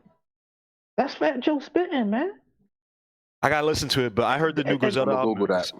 I just finished listening to starting getting over the last West Side Gun album. The Fly God is an Awesome God. Is it the album? The one where he's kneeling down, or the thing? That Griselda, man, they got a flow, man. They in a lane right now, man. I love that group, and their production is tip top. If you want to listen to rap albums, well, I was just saying, you know, Fat Joe got an album out. That's all, and he said, I don't know. He did an interview with somebody. He said the one thing missing from his catalog was that one classic. He said this one was it. He got leaned back. Oh, you mean album? No, album. He said this one was it. I haven't heard it. I don't think it's supposed to say that though. Yeah. You can't really say I gave half effort on this album, but go buy it. You know, you can't. French Montana got an album. Yo, what happened to Fab album though? What about that, son? I haven't listened to Fab's album. French Montana got an album. Good. Rock Marciano got an album. Well, Summertime Guillermo's been telling us. Who'd you say? That's Fab. Who's the last person you said? I said Rock Marciano got an album. Guillermo's been telling us. Murcielago, thank you. Salute. Richard Gere, Molly Ringwald, just Rock Marcy. He's just, you know, it's like why. Yeah, you ain't heard a Fab album? I haven't heard the Fab. You know, Fabulous hurt my heart, man. Like I was a big Fab fan. You know, when he was getting jerseys that I couldn't afford as a kid. You know, I looked up to Fabulous, man. He had New York a lot, like Holla Back and all those, like, bro. I used to love you Fab. Gotta go listen to what he did with the Chicago Bulls. Yo, he used every Chicago Bulls team, the members of the team, and made it was. I can't even describe it. Yeah. It's not even on my IQ level. I'm not there yet. Okay. But go listen to it. Max B got an album out. Who? Yeah, he got an album out. Max B has an album out? He got a song with Boogie. He got an EP out. House Money. All right, I'm about to. Max B is nice. Is he getting free? I want to say it's terrible for me to say free because I know he did whatever, but I miss Max B so much, man. Like, damn, man, I didn't even know he came out new. I just know you mentioned the song. What's the name? I'm gonna download this album. How much years Max B got? 55? They said 75, but I think he's supposed to be getting out. They say he's getting out soon, so I'm hoping because Max B, the way he sang on songs like Lip Sing and like every morning and like, bro, he started a wave. He was perfect. If y'all talk about Drake stole his style from trying to be. Max B had a wave that he was singing the songs, but it didn't sound feminine. Drake, he does that whole estrogen thing where he wants to make. Don't kill Drake. That's my guy. He does the whole estrogen thing. What's going on? Hold on. Man said he did it. I'm gonna throw one at y'all. I'm gonna throw one at you guys. You guys ever heard of Stormzy? Oh yeah, I heard Stormzy from Grime Rap from England. You like that album? I only listened to a couple of songs from him ever. It's tough. Like Grime Rap is like, I like some of it, but if you don't really like that flow, you're not gonna like any other artists. The thing. You got to know like the flow. You got to get used to. They always you. Yeah, they gotta. Yeah. So Peters, I'm gonna play a song from Stormzy. For those who don't know who Stormzy is, I'm gonna play a song. Sim, before you play that song, Sim. Yeah. Before you play that song, I got the albums mixed up. Is that West Side Gun and Fat Joe song is on his last album that came out before the Christmas one. On Hitler Wears Herman 7. Okay. It's on there. It's called Kelly's Corner. You can bump that too. So we're gonna have to get a schedule of doing like some official reviews of these albums. You know what I mean? So we can do some official reviews. But for those who haven't heard of Stormzy, I'm surprised Stormzy hasn't really blown up in the United States. I think he's pretty Grime good. Is different. But it's hard for people to get used to the sound and the way that they say certain things. You know. Yeah. It's you don't tough. Speak the language. Yeah. But here's a song. It's called "Shut Up." The slang is different. Yeah, the slang is different. The slang is way different. It's called "Shut Up." Check it out. I think he's freestyling this one, but he kills it. It's the first time I ever heard him. Oh yeah. I have this song. This song right here hits. Well, pushback. Shut Up. That's the song. Yeah. All right. State your name, cuz. Stormzy in it. And what we doing today? Rapping, innit? Yeah? Fucking rapping, innit? Yeah? 5 in the park. Let's go. Look, man try to say he's better than me. Tell my man shut up. Mention my name in your tweets. I rude boy, shut up. Shut up. How can you be better than me? Shut up. Shut up. Best in the scene. Tell my man, look, couple man call me a backup dancer. On stage at the Brits, I'm a backup dancer. If that makes me a backup dancer, the man in your vids, backup dancer. The man in your pics, backup dancer. Man wanna chat about backup dancer. Big man like me with a beard, I'm a big man, how the fuck can I back up? Comes everywhere I go. I can't run with my enemy show. Walk in the club with all of my tugs. Party's done, everybody go home. Apart from the girl, them you don't stay. Walk in the club with a girl, say hey. Tell a man like I'm K to the A. There's no champagne, we don't break. Yeah, I'm the best, I'm so cocky.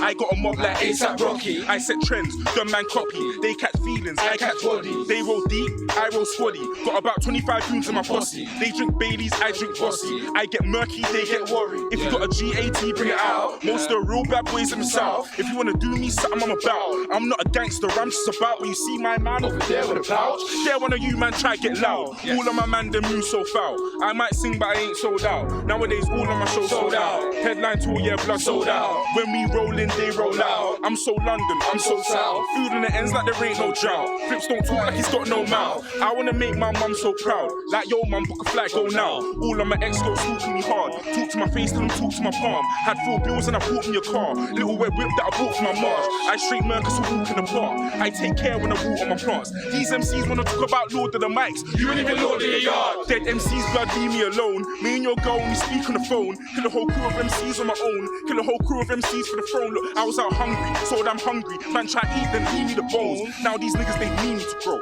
Hot chocolate and a panini to go. I'm a big man, fuck a postcode war. Man are upset about the mobile awards. Yeah, I was gassed at the mobile awards. Why? Cause I ain't won a mobile before. All of you MCs sound so bitter. Shut down wireless, shut down Twitter. Shout out DP, shout out Flipper. Best my age, yeah, blood. Look, if you don't rate me, shame on you. If you don't rate me, shame on you. Can I order a deathbed for an MC? Wait, he wants beef, let me make that too. Anyone else wanna make that move? Anyone else wanna pay their dues? Sniff chocolate, yeah, my face so smooth. Imposters wanna take my tunes. Check it, don't even talk too much, you're a talker. The man still go half on a quarter. So me turn from a prince to a pauper. 2 cigarettes and a bottle of water. So the bouncers get the bottle and man in the kitchen putting in orders. Stiff chocolate, skin clear like water. Smooth in the steam, start knocking up doors. Brown skin girl in the club, I want that one. Who's got Rizzler and chicken? That one. All right, so that right there, so that was Stormzy. If you never heard of, some of those UK, some of that UK stuff, you know what I mean? I don't know. I mean that right there was pretty dope. And I heard some other stuff from him that I didn't like as much. You know what I'm saying? Guillermo, you said you got that already. You already got that. Oh yeah, no, they got there's certain guys, man, but a lot of these guys, they also try to copy dudes from America. Like they got this one guy named Giggs who tries to be like this. Oh, Freddie Giggs, right? That's Giggs, not Freddie Gibbs. Giggs, a guy from London.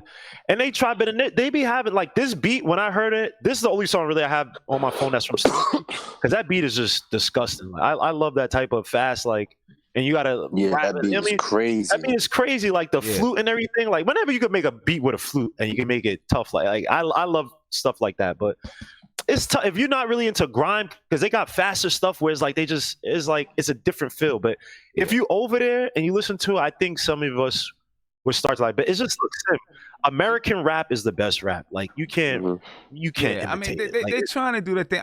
I watched some of their, I watched some of their videos. I don't know why every single video they all got on a ski mask. Sometimes you may hear like people. You know what I'm saying? Like have you seen their videos? Every single grind video, everybody got on a ski mask. A lot they all like kind of sound the same. I'm trying to figure out, what's going on. Well, hey, in all our videos now, we got a bunch of young kids with machine guns. Yeah, I know. Who was that? Was that it felt like? I never heard that song. To me, it almost felt like a scythe. Like if you're in your, in the studio with your friends just rapping, and everyone's just kind of just rapping with you. Oh, it almost felt like they were trying to do some Wu-Tang kind of, inspired kind of stuff. Yeah, a lot of it, I think is Wu-Tang inspired though. You know what I'm saying? When you look at the videos, stuff like that. It kind of reminds you of some of them old '90s Wu-Tang videos type of thing. Big old squad, everybody just coming to rap and like they got the younger generation over there in London, they on that drill music heavy. So that's why you hear, like, if you listen to their music, it's very, like, they done listen to that Chicago thing, and, like, they on the drill music heavy. So a lot of, that's what they cadence to out there. That's what they listen to. And it's so crazy because guns is illegal out there. Yeah, they stabbing each other up. They knife you, they machete you. They knife you up. Maybe think about drill music is big over here. Look at Pop Smoke. Like, that music, that's actually one of the people I listen to in the gym, so I do listen to ignorance. Okay, so you like my man Pop? Okay, Pop Smoke is not. He's not a talented artist per se, but you know, if you listen to Welcome to the Party, it's like all right, you gotta love it. You gotta love it because it's ignorance, and you know, it's ignorance upon ignorance. Sometimes makes beautiful, blissful music somehow. But it's like every drill music is, I don't know how it got like this influential, but it is probably the biggest. I would even say probably bigger than trap, because like now everybody models, any street rapper, they basically model their videos, their street persona, everything around that drill. Like freaking who's this guy that got locked up from GS9? Bobby Shmurda. Like he brought out that drill type of stuff to New York, and like you said, they try to do it over there, big squads and. Everybody's kind of like tough and wearing hoodies and knives but it's just grime is tough, man. It's tough. Was that Skepta we were just listening to? No, that was Stormzy. Oh, okay. Skepta got a video with A$AP Rocky. I should go see it. And they both like they juxtapose the hood, like the projects in London and the projects in. I thought that was. It looked the same. That was Gigs and Oh my God! That was Skepta and A$AP Rocky. Skepta and Beautiful A$AP song. Rocky, yeah. Okay. Praise the Lord. Gigs did the same thing where, damn, who the hell is the damn artist? I can't remember now, but it was American rapper who kind of like they went to his hood and then they also went to their hood or something like that. But yeah, it looks so similar. Like they're doing the same things that we were doing over here. Yeah. Can I say somebody who's underrated, Sim, that y'all need to listen to? And he always comes out with new stuff though. He's a producer though.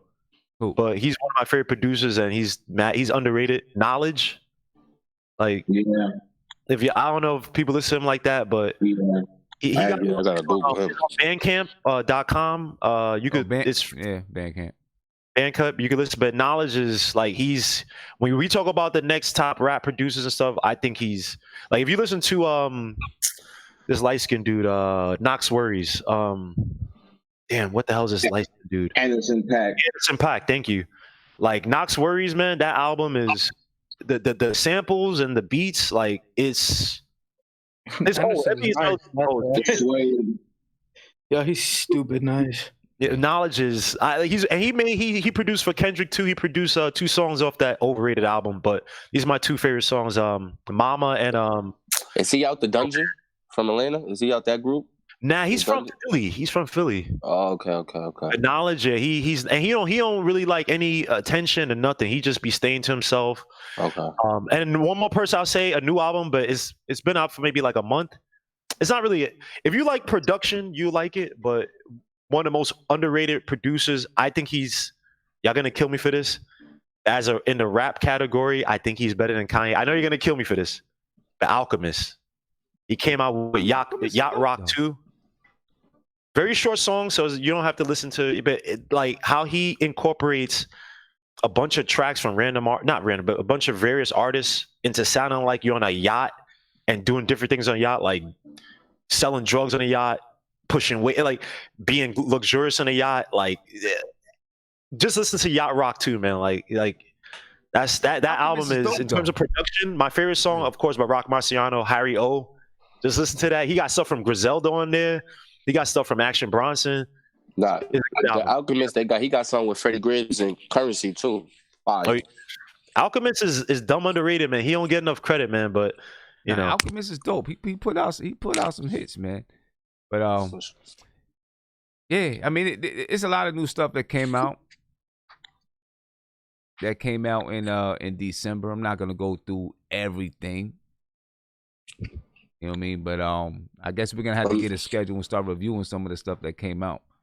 Any R&B? No R&B. R&B. I'm not even looking at any R&B. I'm not even looking at any R&B. Oh yeah, Brent Fires is fire. That's my guy. I haven't looked at it.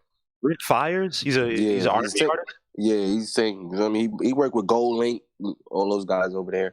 Yeah, Brent Fires is definitely fire. Wait, can I ask you a question? I know you're about to close. Can I ask you a question though?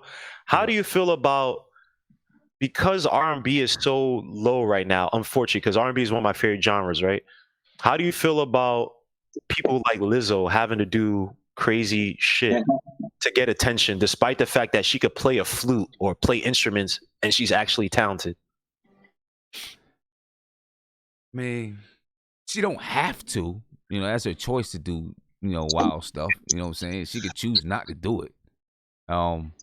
But the fact that it's hard for somebody to, you know, get noticed for certain things, I mean, obviously, you know, it's not good. You know what I'm saying? And it just, anything today, it seems like, you know what I mean, people turn their face before they ever open up to it. You know what I'm saying? And it's,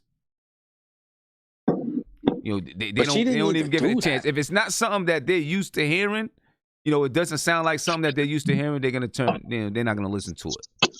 Lizzo didn't need to show her ass at the Laker game, though. I like her, but she didn't need to do that. She don't have Excuse my language. She don't have to do that. That's her choice to do that, though. You know what I'm saying? She don't have to do that. She could just be who she is. Man, I don't know. Wow. That's I like the song too. Her songs is fire, but I'm gonna make sure never to bring my kids around her. So she can do whatever she want to do. A few years from now, she's gonna regret it. She's gonna talk about how, because people are laughing at her, not with her. Like, it's like, right. But you know what? She probably looked at someone like Jasmine Sullivan, and she's probably like, I don't want to end up as that talented black girl who doesn't get any shine, and then you got somebody like Adele who's doing the same thing, probably at a lesser, because Jasmine Sullivan's voice is. But Lizzo is a pop. Like, see, Jasmine Sullivan never went pop. Lizzo got the lane. She don't need to do that. She's a pop artist. And I'm not trying to make fun of her.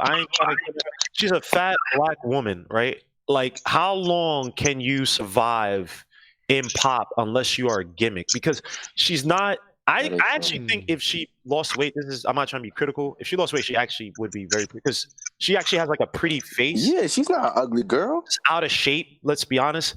And I think that because because music has gone away from guys like Curtis Mayfield, people like, you know, like people who aren't attractive, they're just extremely talented.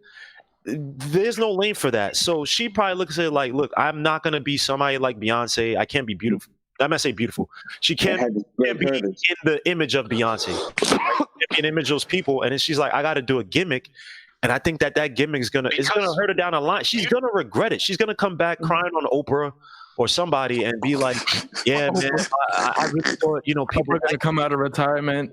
Yeah, it's like you're a woman who's so talented. It's like, if they're not gonna, I'd rather you sell 10,000 copies or, you know, maybe 50,000 copies versus you get on Jimmy Kimmel, and every time you're on Jimmy Kimmel, you got to twerk. Because I know deep down inside, she don't feel like, you know, she wants to twerk. You can't be wanting to twerk in public and everybody's looking at you like you're a court jester. Like, that cannot feel good, man. And I don't want her killing herself, God forbid. I don't want her, the only thing I'll say to that, though, Guillermo, is you never know. Some people do want that attention. Mm-hmm. And you never know. She might want that attention. Mm-hmm. Yep. She might think that she's standing up for the big women that for all of, you know what I'm saying? Like, she's standing up and is saying, listen, we can do this too. You never know. She might want that. I'm here to tell you, no, you can't. No, you can't. The truth, I mean, the other part of it is that, like, you know, it's just like R&B is just in a different space now. It's not where it used to be. It's I just think that everybody who's a R&B artist now and like today is that's my son Bryson Tiller. That's his son. That's all their sons. Because once he dropped that Trap Soul album, everyone else followed suit. Everyone makes an album that tries to sound like that one. Yep. Like the Summer Walker, that whole album. I thought she was basic throughout that whole album. If it wasn't for those features that were on there, all those features were fire. But they all had that Bryson Tiller sound. where it's like it's rap and it's R&B. That's because it's just where the market is now. There was a good article. Y'all listen to Georgia Smith? Article on Trap Soul where she nice. Beautiful too. Introverted. Is everything in Trap Soul introverted? It was a good article. I can't remember where it's from, but they said like basically is everything and like you said, yeah, everybody sounds the same. It's the same introspective kind of like, you know, introverted type of like, and it gets monotonous. Like it's like the first guy, like you said, when you talked about Flatbush Zombies, like, and you know, guys like Space Ghost Perp, only to see that then stolen by like ASAP Rocky and, you know, all these other guys, and then like everybody trying. No, they did collaborate together. They're all from the same kind of like, you know, group. Like the Underachievers, right? No, but the Underachievers, they are part of the same collective. College jackets, Letterman jackets, him and Ferg. I remember that video, and they did not sound like those until this is the video. Yeah, that's up until they did bath salts together. Once he did bath salts, they all kind of like followed that sound. The truth is that they've been doing that drug rap before that drug rap started to become a drug rap. Like, right. Yeah. You know what I'm saying? Right. R&B fellas, I'm about to head out of here, man. You know, there's obviously there's more albums that came out, but we're not gonna get to talk about it tonight because it's this morning it's 2:18. I'm heading out. You know what I mean? Yeah, brother. Get up out of here, but I'm gonna do this again. I don't know what your plans are, you know, with holidays and stuff like that, but I'll be back on next Friday. Okay. Yo, hold Sim to that, because Sim says that all the time. Yo, I'm back on next Friday, man. 3 years later, he's on gonna be nothing like, but Knicks. I'm gonna be reminding him. Yeah, I'm back on next Friday. I'm consistent with it now. I'm here. I'm consistent with it. You did one in the last 4 months. That's not. Yo, I'm talking about right now. I did one in the last day. But check it out. I did one in the last 2 days. I'm only joking, Sim. I'm only joking.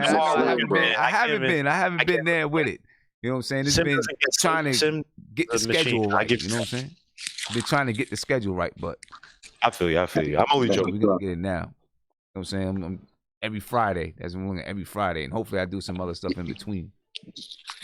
But I'm gonna be next Friday, December 27th. That's what's up, man. That's what's up. I look forward to it, buddy. Yeah. Same here, sir. All right, man.